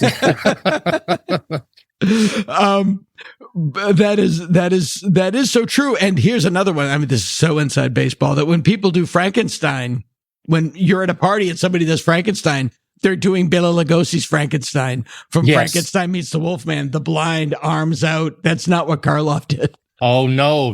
It's much more Lugosi, maybe a bit of Glenn Strange for sure. Yeah, it's so funny. It's funny. And it's they're shared histories, but then the different legacies. Very fascinating. Very fascinating. Well, I want to go back to before we work up to Weird Documentary, which it's so great. There's so much there. I did want to talk for a minute about horror at the drive-in and use that as a way to say, how did you get involved in this world? Where did your PhD? Where did this all come from for you? Well, I think certainly with the horror as well as classic movies in general. It was certainly my parents. My mother grew up as a shock theater fan in the late 50s. And so I grew up with that on TV and being encouraged to watch it, loving it, the horror film magazines and all of that. Thankfully, my parents didn't discourage it like some kids' parents used to do, don't watch that. So I was fortunate there. I had the same mother, by the way. Oh, well, wonderful. Yeah. The brother from the other, from the different mother. Yeah. No, I love it because, it was very much encouraged, and she would buy me the horror comics and of course, Famous Monsters of Filmland. And I think that's what really made me go from just being a young kid fan to this becoming my life even now. And that's Forrest Ackerman. I met him when I was 13, accidentally in Tulsa, Oklahoma. And I'll share more details if you like, but I accidentally met him. We became fast friends within a small number of months. I was staying with him in LA at the quote Acker Mansion. Wow. I didn't know that. He was my first agent. So he got me publishing in Film Facts when I was 15, Film Facts that just ended its run about a year ago. Oh, I didn't know that. I didn't know it ended. Yeah. Sadly, Mike Stein ended it, but it had a run of from the early mid 80s. Yeah. Glorious. Mid 80s. And so I didn't know it ended. I didn't know it ended. Yeah. Before he got me that gig and some others, and through him, I met everybody, Robert Bloch, Ray Bradbury. And then all of a sudden I was up and running. And so how did you meet Forrest Ackerman? How did that all, he was, I've talked about this before. He was very important. Yes. To kids, because what he said was, I'm an adult and I'm into this stuff and it's great. Yes. You're not weird. You're great.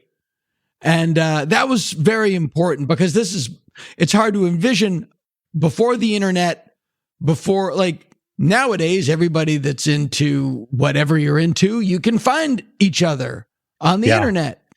Furries have probably existed for eons, but I'm sure everyone thought, well, I'm the only guy. No, there's tons of you. You just, You needed Reddit or whatever you used to meet. And now, and so before all that, Famous Monsters was like an island that everybody could sail to, and then you could go, oh, you're here too. Oh, you're here. Oh, you know him. Great. Yeah, we're all the same thing. Yeah. Very and important. That was before the nerd culture kind of got hip. I mean, at a given point, a good bit after I was in high school, for sure, the nerd thing kind of became kind of a hip thing. Back then, it wasn't.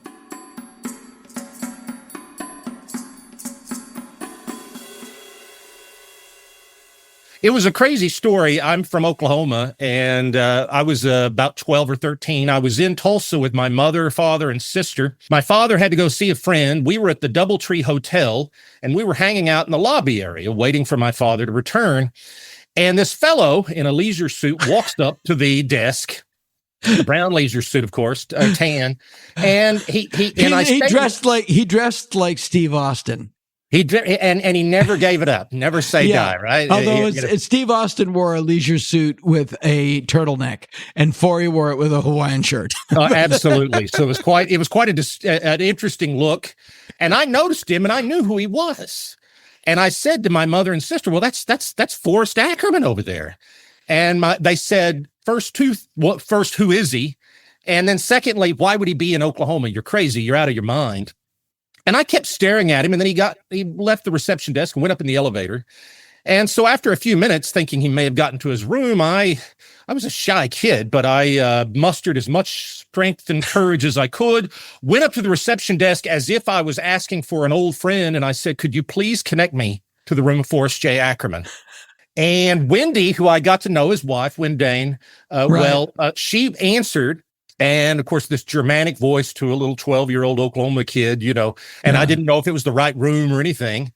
She passed me over to Forrest. Within a few minutes, he was back in the lobby, and he spent, I think, 3 or 4 hours with us that night. And in fact, my father he got back with a VHS camera he had in the car and filmed half of it. And so Forrest fell for my family. He fell for me, and the rest was history. It was a cosmic. What was he doing in Oklahoma? And he had nothing to do that night, so he just hung out with you guys. It was a Sunday in the summer.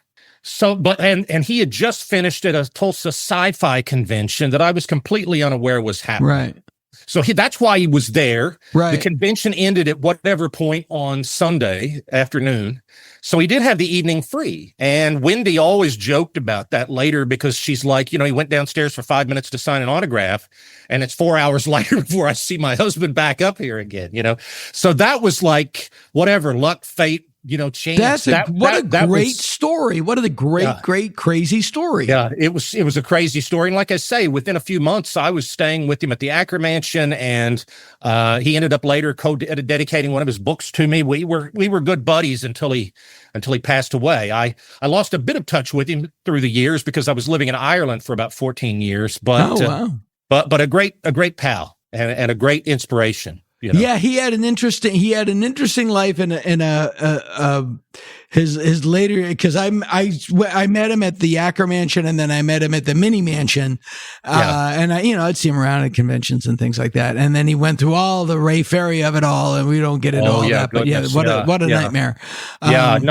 Incredible impact, incredible person.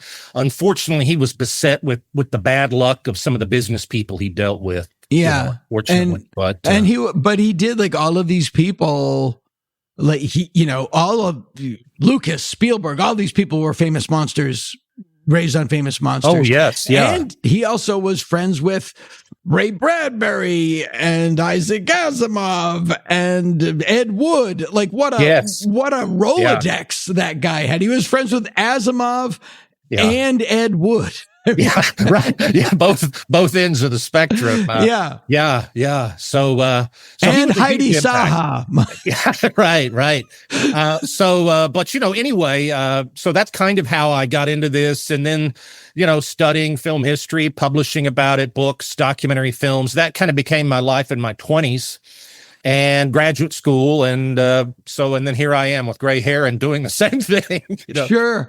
Where did you? Why did you end up in Ireland? How did you end up in Ireland? Were you teaching? Well, I always had a passion. It was much less than horror and these kinds of films. I always had a bit of a passion for Irish culture, James Joyce, the music, and by the time I was in high school, are you Irish? Is Rhodes Irish? No, I'm actually mainly Cherokee. Yeah, you're a Native American. Yeah, Native American. Now, there was some Irish on my father's one side of the family, but in the 80s when I was in high school, all of a sudden there was an Irish thing happening in American culture. There was My Left Foot. There was all of a sudden there was, Irish film was making an imprint. Irish music through YouTube was just starting. Riverdance. Oh, you bet. Riverdance was huge. And then by the 90s, when I was in graduate school, the Cranberries and some of that, the Irish film business. What year did you graduate high school? I graduated in 90. Oh, okay. So I'm older than you are. I graduated in 90. And so at a given you point, went gray early. I went gray early. Yeah. In fact, I was pretty darn gray by 40. I get. And, I've always thought about, if I just did a little bit a day, you wouldn't ever notice the Grecian formula, you'll sneak up on you. You'll think you must always have been black hair. I have weird genes. Yeah. And because I graduated, I'm older. I graduated in 82. Yeah. My sister's age. Yeah. Yeah. And I just started to go gray. Yeah. Around now. And my dad is 95. Yeah. And he's got gray hair, but he's got all his hair. Yeah. And God bless him. Yeah. He only recently stopped driving. And it's just like, that's amazing. We crack late because we are Irish, and we had to keep working, so we can't die. We've got to get out there in the bog. Right. Well, I was in love with all of that, and the Irish film industry became a bigger and bigger deal, and I was getting deep into it and connections there, thanks to the emergence of the internet we were just talking about. And then I found myself moving there in 2005, married to an Irish woman, and I was there for 14 years, working in film, but also teaching film studies, film history at the Queen's University in the north of Ireland. So what city were you in? Belfast. Okay. But it's small enough, as you know, you can, 2 hours to Dublin, 2 hours to anywhere practically. Right. It's so beautiful. I miss it. It's the people, the weather, the food. I don't know if you're a black pudding guy, but I missed it badly. Pub food is the greatest food in the world. Yes, absolutely. And the pub life, Yeah. And they'll let you just have your dog in there. Yeah. And it's or a baby or a little kid. It's the great meeting place. So, they do it right. But they do it right.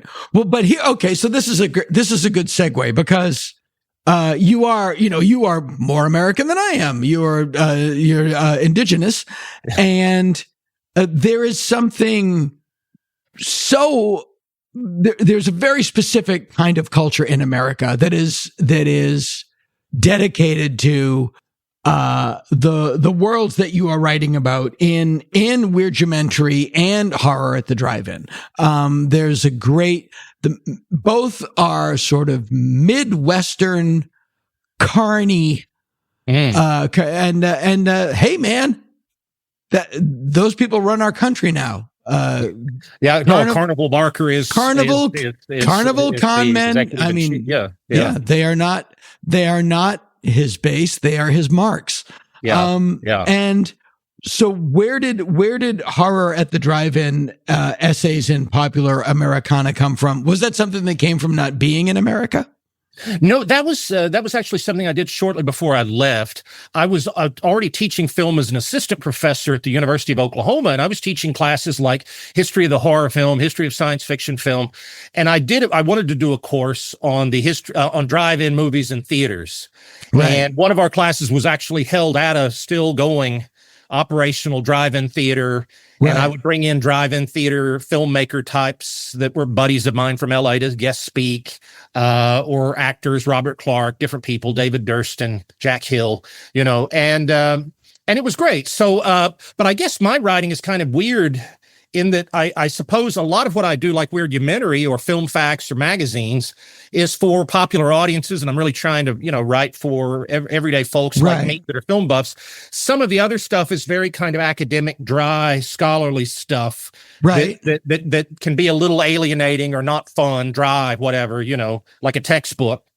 And that's kind of what Horror at the Drive-In was. But that was, to me, part of this slow evolution of, this will maybe matter to few people, but it matters to me, the slow evolution of academics and scholars, actual professors at actual universities taking horror and horror films seriously. Right. Finally, after they had been so looked down upon, for decades. So to me, that was kind of, and I also co-founded Horror Studies, which is an academic journal, the first on horror.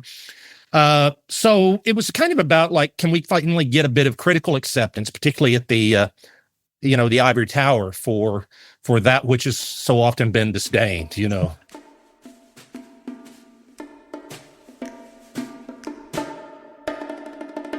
The thing about horror as a genre is it's, on the one hand, it's a perfect stalking horse in that you can tell any story. And you can use it as a way to tell difficult stories. But also because it is the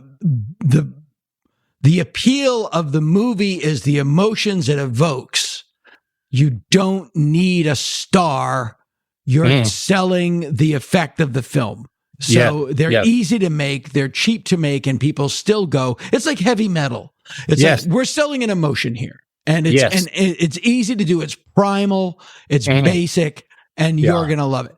And so in that regard, they also can be sold internationally because again, you're selling an emotion. You're not selling a star. Yes. When horror movies are built around stars, like when an A-list star decides to like lower themselves and make a horror movie, never kind of works. No. Sometimes it's better that we don't actually know who the people are. Yeah, it's exactly what you're talking about. Yeah. I know people like it, but I don't think World War Z is a great. I'd rather watch 28 Days Later, where I didn't know anybody in it.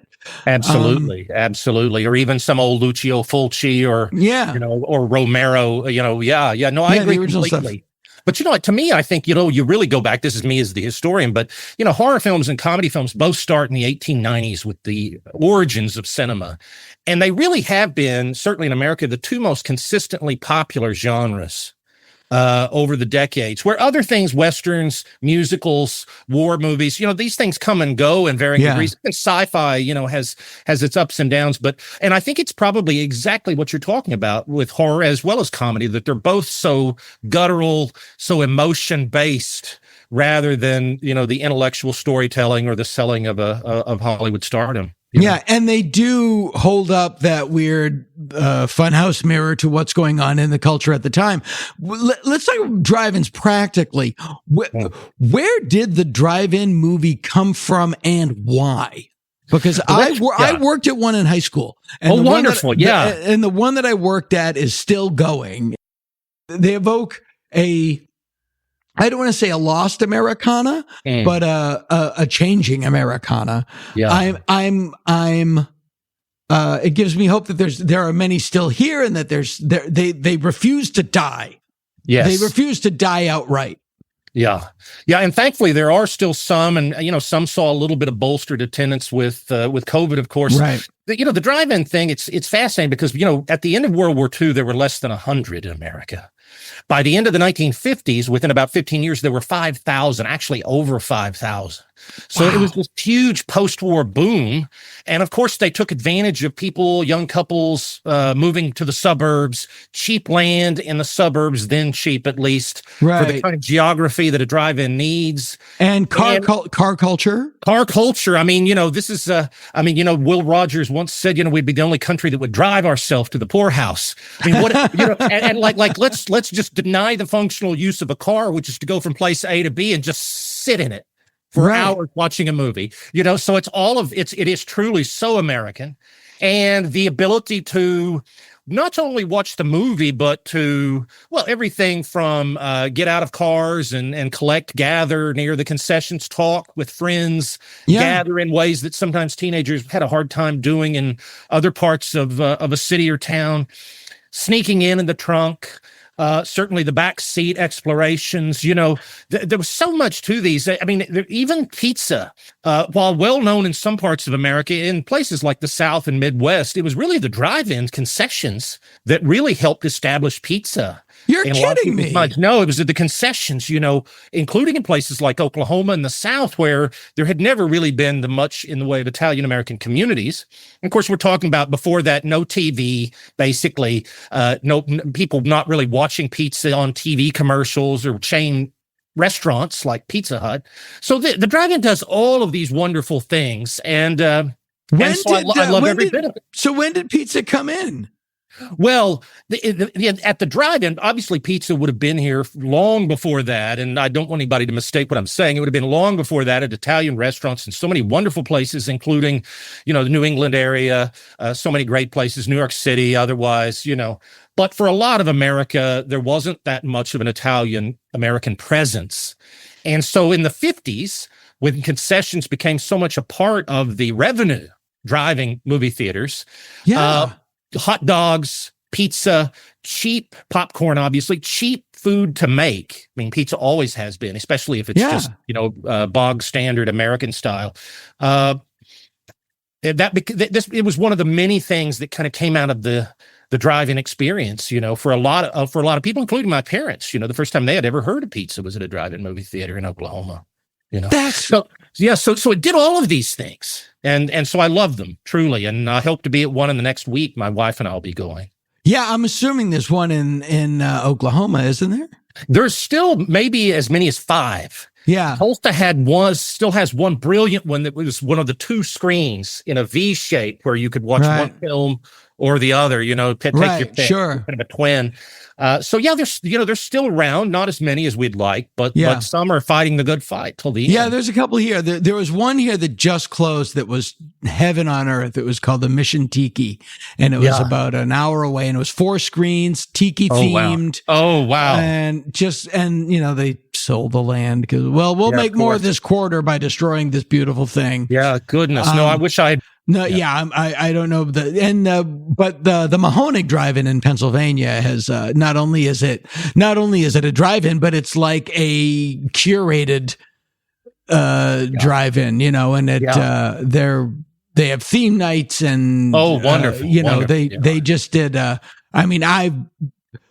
did Planet of the Apes marathon, and they said, do you want to come out? And I was just like God bless you.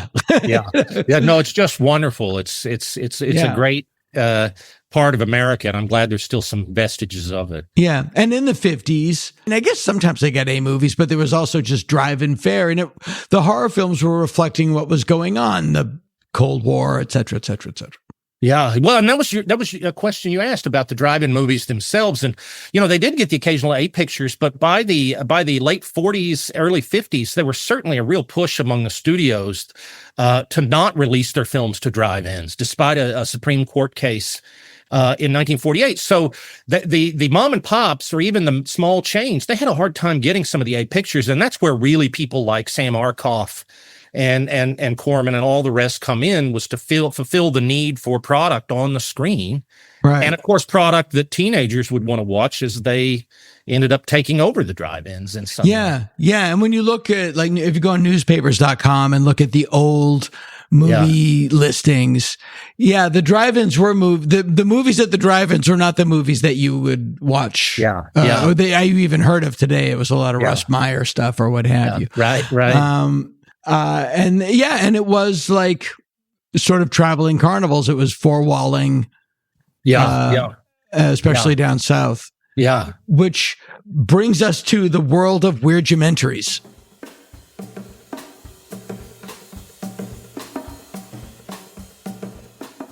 I'm going to read something from the introduction of the book.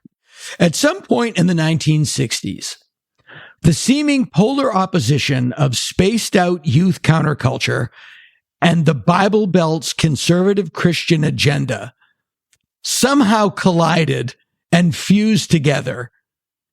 In the netherworld, we only read about in paperbacks by Frank Edwards or Hans Holzer in magazines like Argosy, or things like the National Enquirer and the Weekly World News. It started with 2001 and the public and Chariots of the Gods, where the left and the right collided in this weird culture that I would describe as the Art Bell of it all. Yes.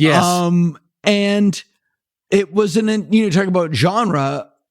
It was an entire genre of films, sort of purportedly real documentaries, and topics were things like Bigfoot, ancient aliens, UFOs, suspect archaeology, political conspiracies, life after death experiences, possession, the occult, the Bermuda Triangle, faith healing, psychic surgery, paranormal phenomena, but none of the sex stuff like sex magic, because a lot of these were made by Mormons. Yes. And almost all of them got G ratings. And so the whole family could go. I actually went to a couple of theaters with my parents. I did too. I did too. So they were very much aimed at getting general audiences, so everybody could go.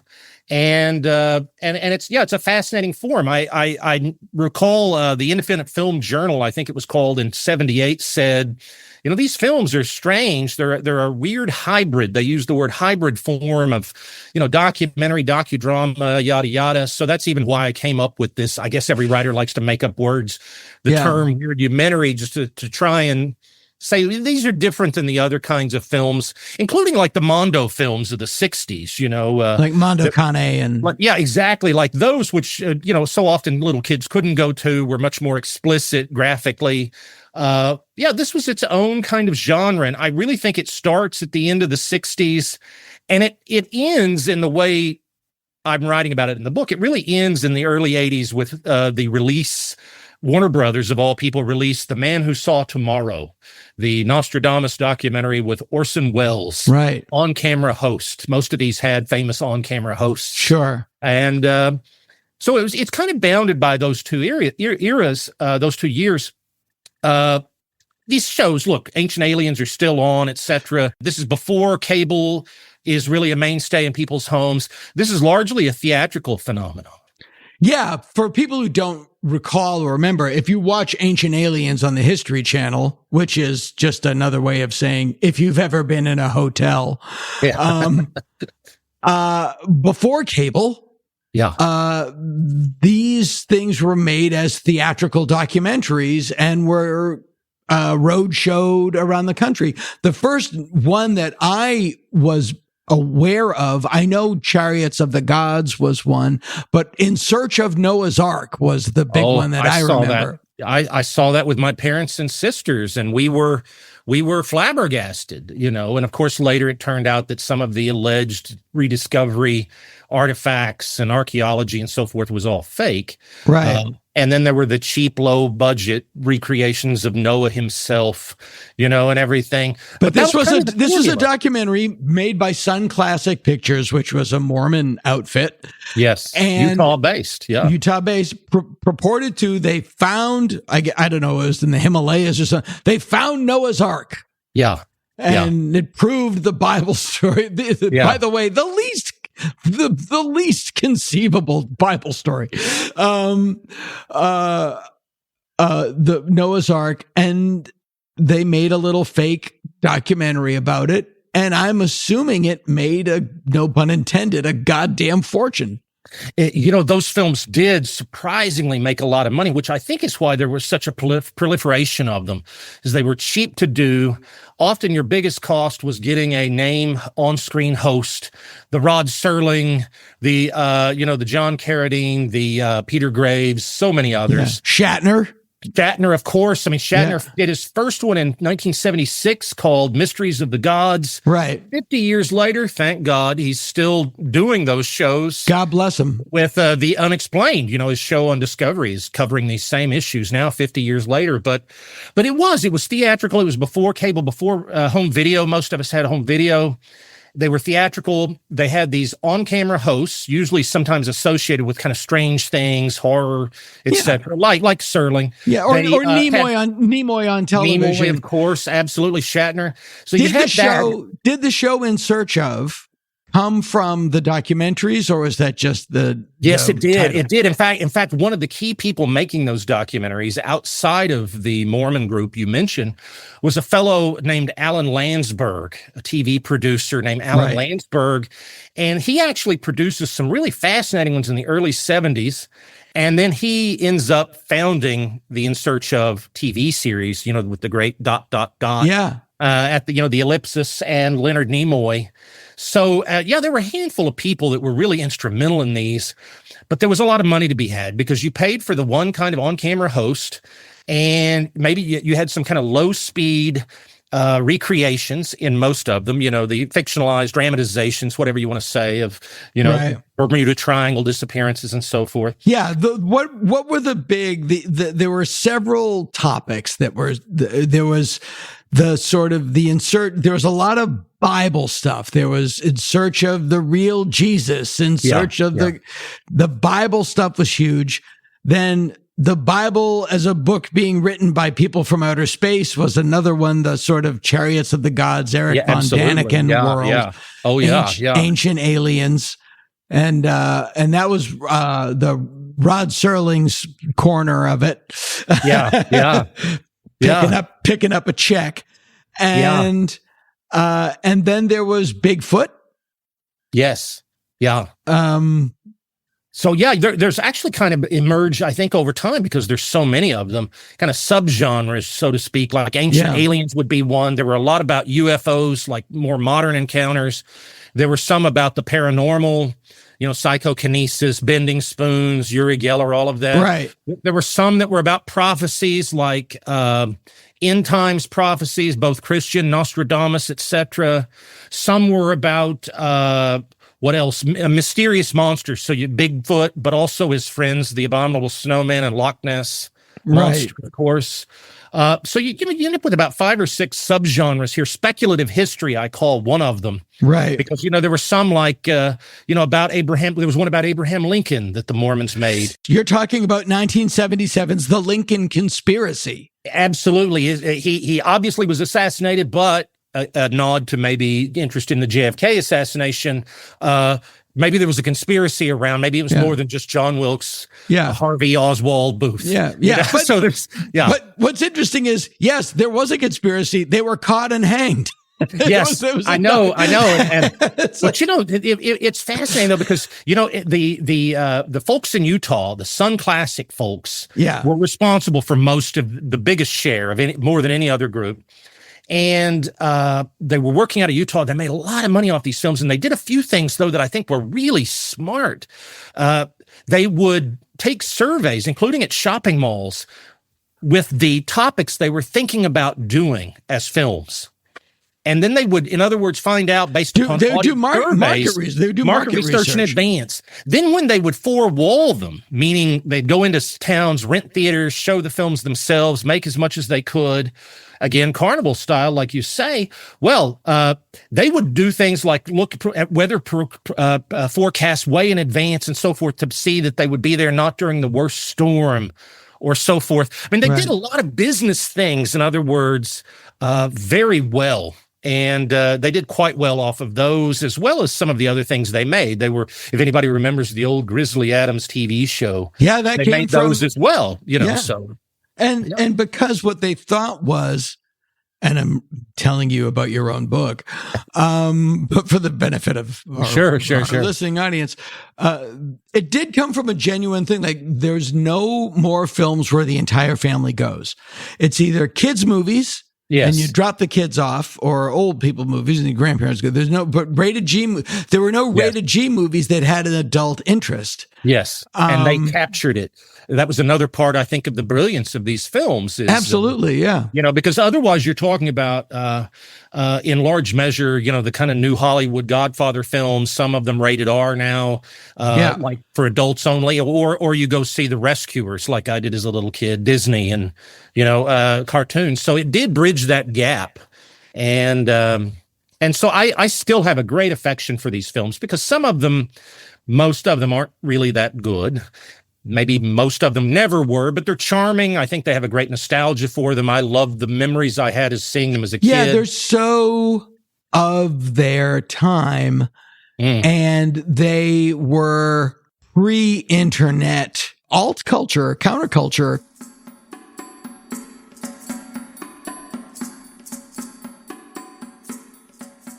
Art Bell took that mantle, and anything unusual he championed.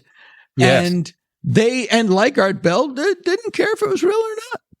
No, I mean, it seems to me, and I write about this in the book, it seems to me the big point of these films were really to ask the question, what if, you know, and in a period where a lot more people were still asking, you know, maybe there is the telekinesis or psychokinesis. Maybe you really can bend a spoon.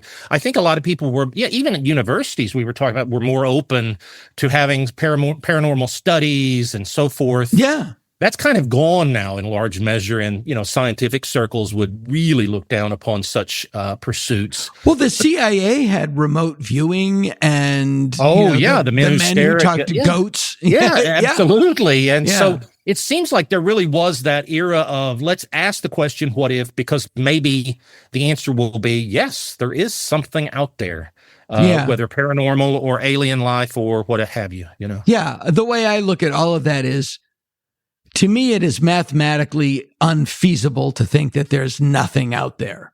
Yes. But that's all that's it. That's all I've got too. Yeah.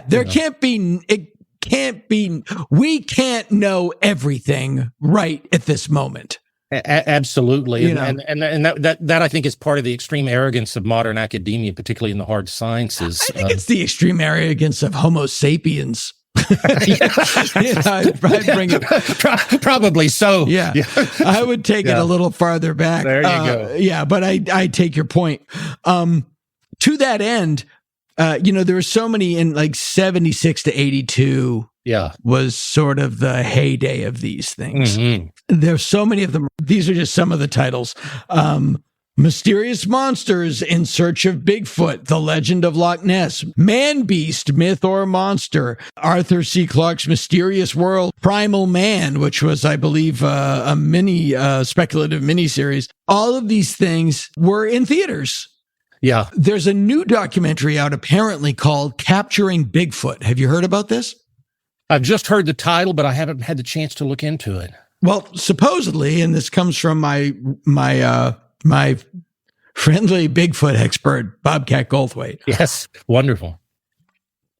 Who made a found footage Bigfoot horror film called Willow Creek. I love it. I'll always maintain that his masterpiece is Shakes the Clown, which is one of the unsung. That's one of the unsung comedy classics. But I loved the Bigfoot film. It was really effective, very effective. claustrophobic at times too. Wonderfully so. He's an underrated director. But he says, I haven't seen it, that, it talks to Patterson Gimlin, the survivors, and you learn their personal story. And it was fake. And they say, this is where we made the suit. And it was fake.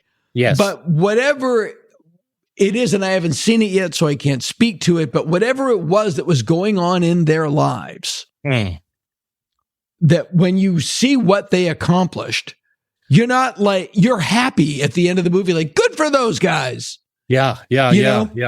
And I think the secret to a lot of that is, I know the Patterson Gimlin footage is fake. Yes. I still want there to be something.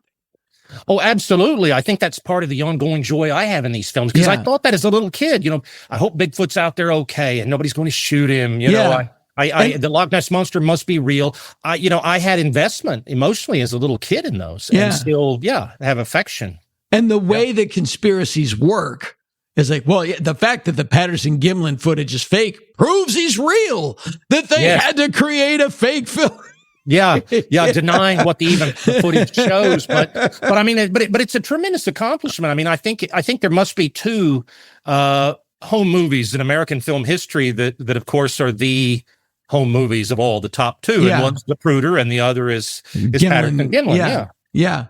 And how no one has done a mashup of those two movies is I know exactly, right, because those are the two, I think, at the very top of the the chain. And I think a lot of that comes from, and people want, and I think the core of the success of these films is that people want to believe that stuff. Yes.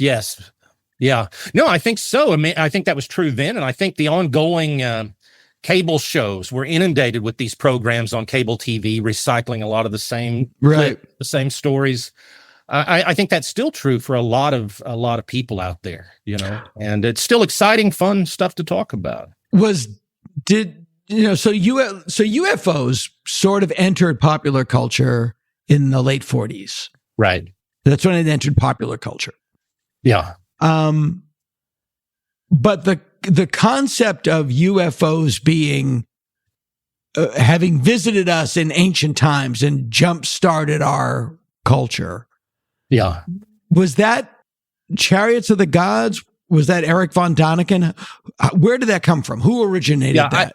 I think there had been some speculation certainly before von Daniken, but his book, released in 1968, the first edition German, is what makes that into a widespread cultural phenomenon in America and many parts of the globe. The millions of copies of his book sold. I quote at one point in the book from the Washington Post in 1972, and they mention at that early stage, because the book didn't come out in America in 68, it was a little thereafter for it to be translated here.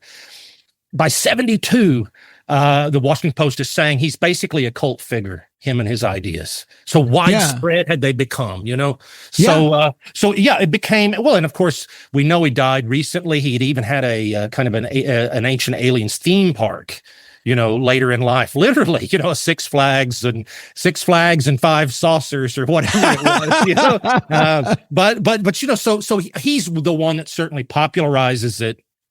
And his ideas make it here, not only in the documentary and the book, but very quickly some of these other films, including some made by Alan Landsberg that we were talking about earlier, where the idea of von Daniken is present, even if they don't always mention his name. Maybe that, But well, I know that a lot of it had Rod Serling do the voiceover, and he had a lot of cred.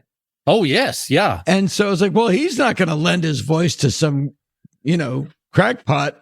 Right. Well, and of course, who better suited than him? Perfect. But then you get some wonderful people. There's the first really big 1970s Bermuda Triangle documentary was about 1972, and it was narrated by Vincent Price. So almost everybody got into the act at one point or another, if they were part of that kind of world of strange, let alone sci-fi horror directly, you know. If there was someone whose photo you would see in "You Axed for It." Absolutely. Yes. I know that I know too well. Yes. Yeah. Yeah. You know, yes, so we axed for it and we got it. But it is amazing. Talk for a minute about, so this guy, Landsberg, he was just a businessman. He was a producer. He was a writer. Yeah. He was actually known as kind of something of a triple threat or more guy, because he was a great businessman, great producer, great writer. So he was directed some. He could almost do about everything. That's why he was, I think, respected in Hollywood at the time, maybe more than the actual products he was creating. Sure.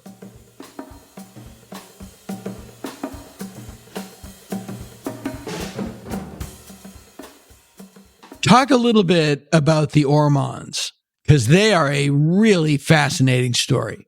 Yeah, well, I'm fascinated by them. I used to speak with June years and years ago. I have that huge book. Yes, the exotic ones. The book and the box set are the DVD box set are fascinating stuff. I'm not an expert in that area. I was fascinated by them.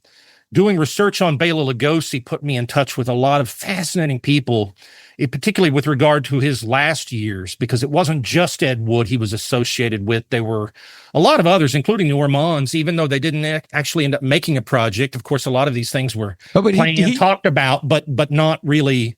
He dealt with the Ormonds? Yeah, they were going to do. In fact, there was going to be an Ed Wood project involving Ormond and involving Lugosi. So, it was kind of part of like Lugosi's, let's do everything we can, to make a buck.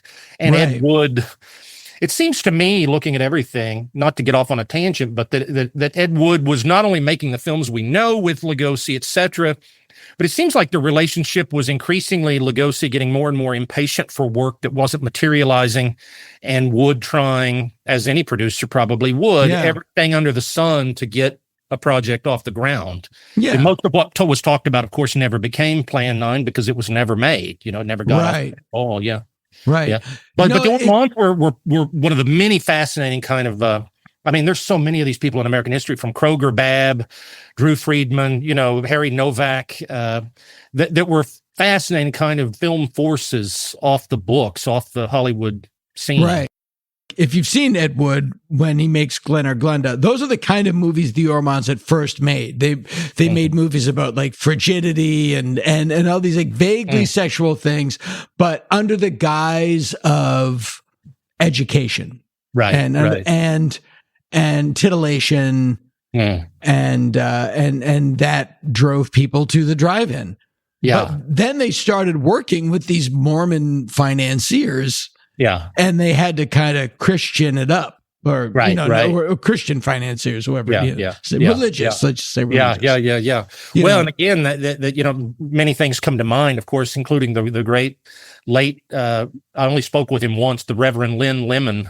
Yes. And the involvement of Christian-backed money in Plan 9, of course, so. Right. So there is a lot of kind of curious connections and convergences that come together to make these some of these B, C grade movies back then, whether it's Wood or Ormond, and, fascinating stuff. It's interesting in that, they're all different forms of carnival hucksterism.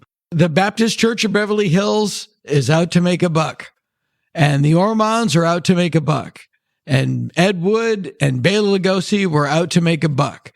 And they're all fishing in the same pond socioeconomically. So it would figure that they would all come together. And if you look at all of these films, the Bigfoot, the UFOs, and then you get Noah's Ark, and it's all right there. And that is exactly what they meant in the sense of like hippie counterculture and the religious Bible Belt culture colliding into this sort of spiritual. Go ahead. Did but didn't like people like the Baptists, and they must have been very averse to the ancient aliens concept because it's so innately anti-Christian. Well, I think there's a few mitigating factors, both in the particular and larger than that. In the particular, I would say, of course, Jimmy Carter, quite a devout Christian man, saw a UFO famously, and Billy Graham. Just when you thought you couldn't love him more. Exactly. And the Reverend Billy Graham was asked this question in the 1970s, maybe even in the 60s, but I think by the 70s, and said, well, it's possible it was part of God's plan or so forth. So I think there were those kind of tweaks. But then the larger thing to me is something like 2001, A Space Odyssey, which comes out the same year as we were saying as Chariots of the Gods, 1968. And it's quite this, it's one of my favorite films, incredibly opaque narratively, right? And at the end, most of us presume beyond the Stargate, what has led everything to that point in evolution in the Star Child would be aliens, even though they're not really seen per se. Right. But the Catholic Legion of Decency, of course, gave its stamp of approval on 2001 A Space Odyssey, saying all good Catholics should go see it because they believed God was behind the Stargate in their mind, because it allowed for both. And then Kubrick, I think, beautifully in a Playboy interview said, when he was asked about that disparity, he said, well, wouldn't they be the same? In other words, if somebody was capable of doing all that, like an alien life form, they would basically be a god to us because they're so far advanced. I actually have that Playboy interview. And he had a very interesting thing. He said to Stephen King that he thought that ghost stories were, and all horror stories were innately optimistic. I love that quote. Because they prove that there's something beyond death. Yes. As an obsessive Shining fan, that's a quote that stuck with me, for years. And I think King's reaction was, "What are you talking about?" That's a fascinating thing. But I mean, The Shining, I think, has proven its mettle. One of those, another fascination, of course. Another fascination of mine is films that transcend their release. Yes, and that talk about having an afterlife truly of its own is everything from the Room 237 stuff, documentaries, ongoing kind of speculation and theories. It seems like they've actually now surpassed those surrounding 2001, even though it's arguably the more mystifying narrative. It is true, and there are those things that just stick. And for some reason, the other interview is with Mark Frost, and Twin Peaks is a great example of it just doesn't go away. It grows. And I said this to Mark, there's much more longevity and fascination and online discussions about Twin Peaks than the X-Files, which is ostensibly user-friendly Twin Peaks, you could say. To paint with a very broad brush. Right. X-Files is sort of the Boris Karloff to Twin Peaks Bela Lugosi. There we go. There's a lot. And, The Shining, Blade Runner, and The Thing both came out on the same day, both panned, both considered bombs. And both, I think, have had a much longer shelf life than the film that destroyed them both, which was E.T. Which is very much, I think, a museum piece. Yeah, I think so. I mean, it seemed, to my mind, a little saccharine at the time, and now it certainly, in retrospect, seems dated. But that's the fascinating thing. So many and of the those films don't, and Blade Runner and The Thing don't. And what's interesting is because Blade Runner and The Thing are both 70s movies. And E.T. is an 80s movie. Yeah, absolutely. No, truer words never spoken. Yeah. I mean, E.T. is popcorn blockbuster for the masses, almost pre-programmed. Happy ending, where Blade Runner and The Thing do seem more new Hollywood than the blockbuster era. But I think say what you want about what that says about us as a people, but those nihilistic movies are the ones that have a shelf life. Well, same with Apocalypse Now. Absolutely. Or even back to Lugosi's Dracula, or some of the horror films of the 30s, for example, that were looked down upon at the time. Not everybody, but many of us still watch those films, Monster Kids, old horror films. You look at what was winning Academy Awards those years in the 30s, and most people would have never heard of the film. Some of them are a real slog to sit through. Yeah. Stars that are totally forgotten, as opposed to somebody like Lugosi, who's still on T-shirts and bumper stickers and lunchbox. Yeah.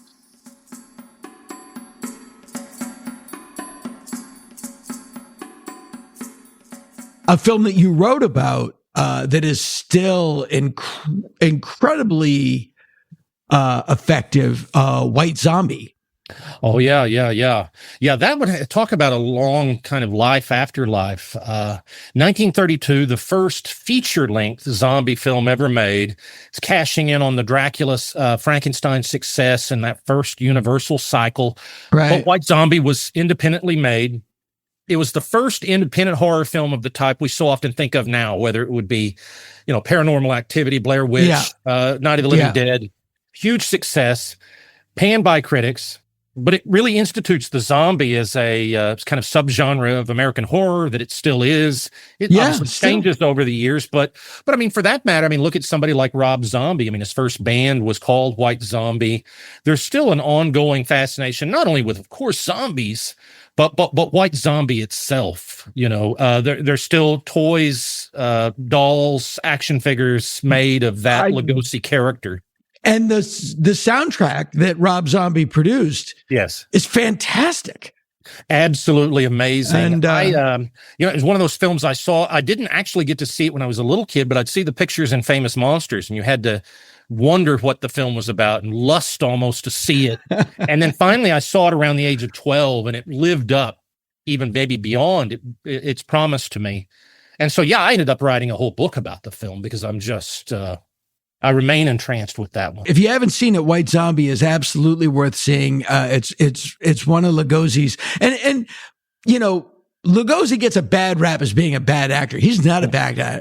He's not a bad actor. He was a great actor that made some bad films. Yes. But White Zombie, and specifically Son of Frankenstein, he steals both movies. Oh, yes. Yeah. Lock, stock, and barrel. Yeah. When he's on screen, he's who you're looking at. Yeah, absolutely. No, he had a lot of talents, I think, that aren't always well remembered. I agree completely about those films. I also think when he had the chance and when he was comfortable with the script and a little time, I think sometimes his comic timing could be rather great as well. If you watch a film like The Gorilla, 1939, he has this kind of throwaway part as a butler. It's a horror comedy. But some of his exchanges with the Ritz brothers, some of the comic timing in a few of those horror comedies, extremely good. So he was a much better actor than he was given credit for in America. I just went to see with sort of movie nerd group. We all went to see Bela Lugosi Meets a Brooklyn Gorilla, which was playing at the Beverly Cinema. And And the Ape Man was also played. He, God bless him, he would do anything. Yeah. And he always gave it everything he had, which is, I think, also a part of his appeal is, and I don't even think it's conscious with a lot of people. Yeah. He would do garbage and give it everything he had. Absolutely. And I think people appreciate that. Yes. Yeah. No, the intensity factor is never below 10. I think that's why Elvis had such a longevity, because even at the end, when he was not in the best of shape, he lived to be on stage. Yeah. He never phoned it in. Yeah. Yeah. No, absolutely. And where some of the others did, in fact, not to knock him because I love him, but arguably Karloff did that sometimes later in his career, some of the Spanish co-production or Mexican co-productions or so forth, that he doesn't seem like he's giving everything. He's just kind of walking through it. Yeah. He had, there's a very mid-period Michael Caine sense of, Yeah. Yeah. Jaws the Revenge era Michael Caine. Right. Exactly. It is great to know that all of these things, including the Weird Geometry, they continue in different forms. Yeah. The Weird Geomentaries are all over your channel guide. Yeah. In different forms. Oh, and providing a good moment career-wise, certainly working for, everybody from not just Shatner, but so many, Danny Trejo, Lawrence Fishburne, several people are hosting these types of shows on Discovery now. The sheer number of them alone kind of attests to the ongoing, I think, fascination. Yeah. And it shows, it gives the, that people want to believe there's more going on than what they see. That can be exploited. Yes. Here's QAnon is a great example of people that want to believe crazy shit. And it's not, their powers are not used for good. Yes. The fact that some of the things that they did believe did turn out to be true is even harder to take. No, there actually is a lot of weird, creepy sex shit going on in elite circles. Yes. The people that you want to fight it happen to be the people that are also in it. So that's why you have to work that out for yourself. Then people think, and these conspiracies are just endless, endless rabbit holes that you can fall down and stay in. Yeah. No, absolutely. JFK assassination, there's so many of them. A good buddy of mine, Robert Guffey, wrote a great book called Cryptoscatology, the study of secret shit is what it would translate into, scatology. The cryptoscatology. Because he kind of investigates what we're talking about. Like Bigfoot guano? Is that what we're talking about? Some of the other things. He's actually written a great deal of expose stuff on QAnon. And it is that rabbit hole thing. Like there becomes that moment of devotion to the subject, belief in it, that it becomes truly unshakable, right? That even if the quote Q said this is all made up, that there still is this, I don't care. Or we said it about Patterson Gimlin, right? That even if they say this is fake, well, then that still doesn't necessarily mean people. The fact that you said it's fake proves to me that it's real. Yeah, exactly. In fact, maybe that's a double bluff. You must be working on something now. You have to be. Proactive. Always too many things. But my next book that will be published is actually finished. It'll come out in the spring. It's called Scalped: The Cultural History of an American Horror Story.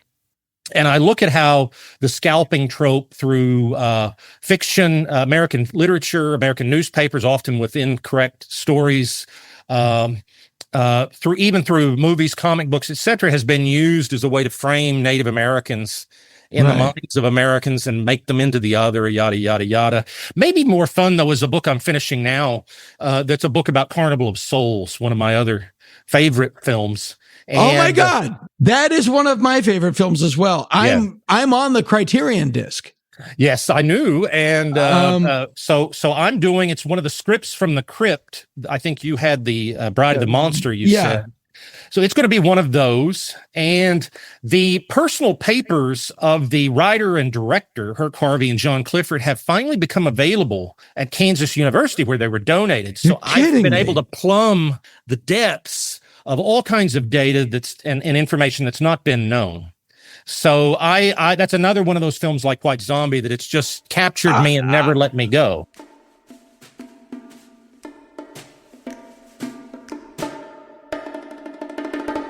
Where can people get Weird Geometry? Well, it's available, I hope, at all fine bookstores. You can do the Amazon thing, but I'd much prefer somebody either go to their local bookstore, mom and pop, or even better yet, if somebody wants to be really nice, buy it from Feral House. That's what I was going to say. They're an amazing press. If you look at their catalog, you'll end up wanting to buy 5 or 10 books. Yeah. Is it feralhouse.com?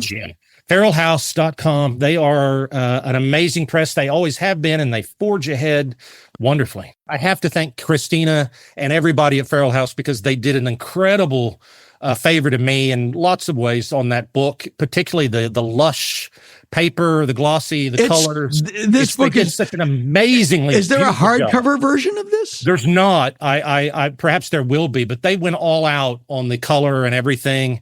And so their support, you know, I've dealt with Feral House since I was in my teens. I was a research assistant for Rudy Gray on Nightmare of Ecstasy. Go to feralhouse.com, FERAL house.com.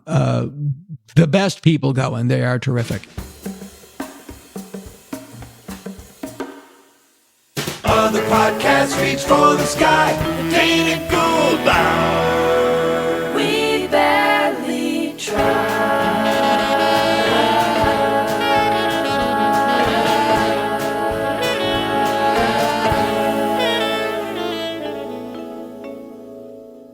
This has been the Dana Gould Hour, brought to you by the Internet. Music by Andy Paley with Jake Posner behind the board. Graphic design and web production by Spencer Hunt and Segan Friend. Sound editing and post-production by Jalinda Palmer and Joe Napolitano. Tom Kenny speaking. I'm a DJ, I'm a DJ, I'm a person, I'm a person, I'm a singer, I love to sing and DJ. Boom!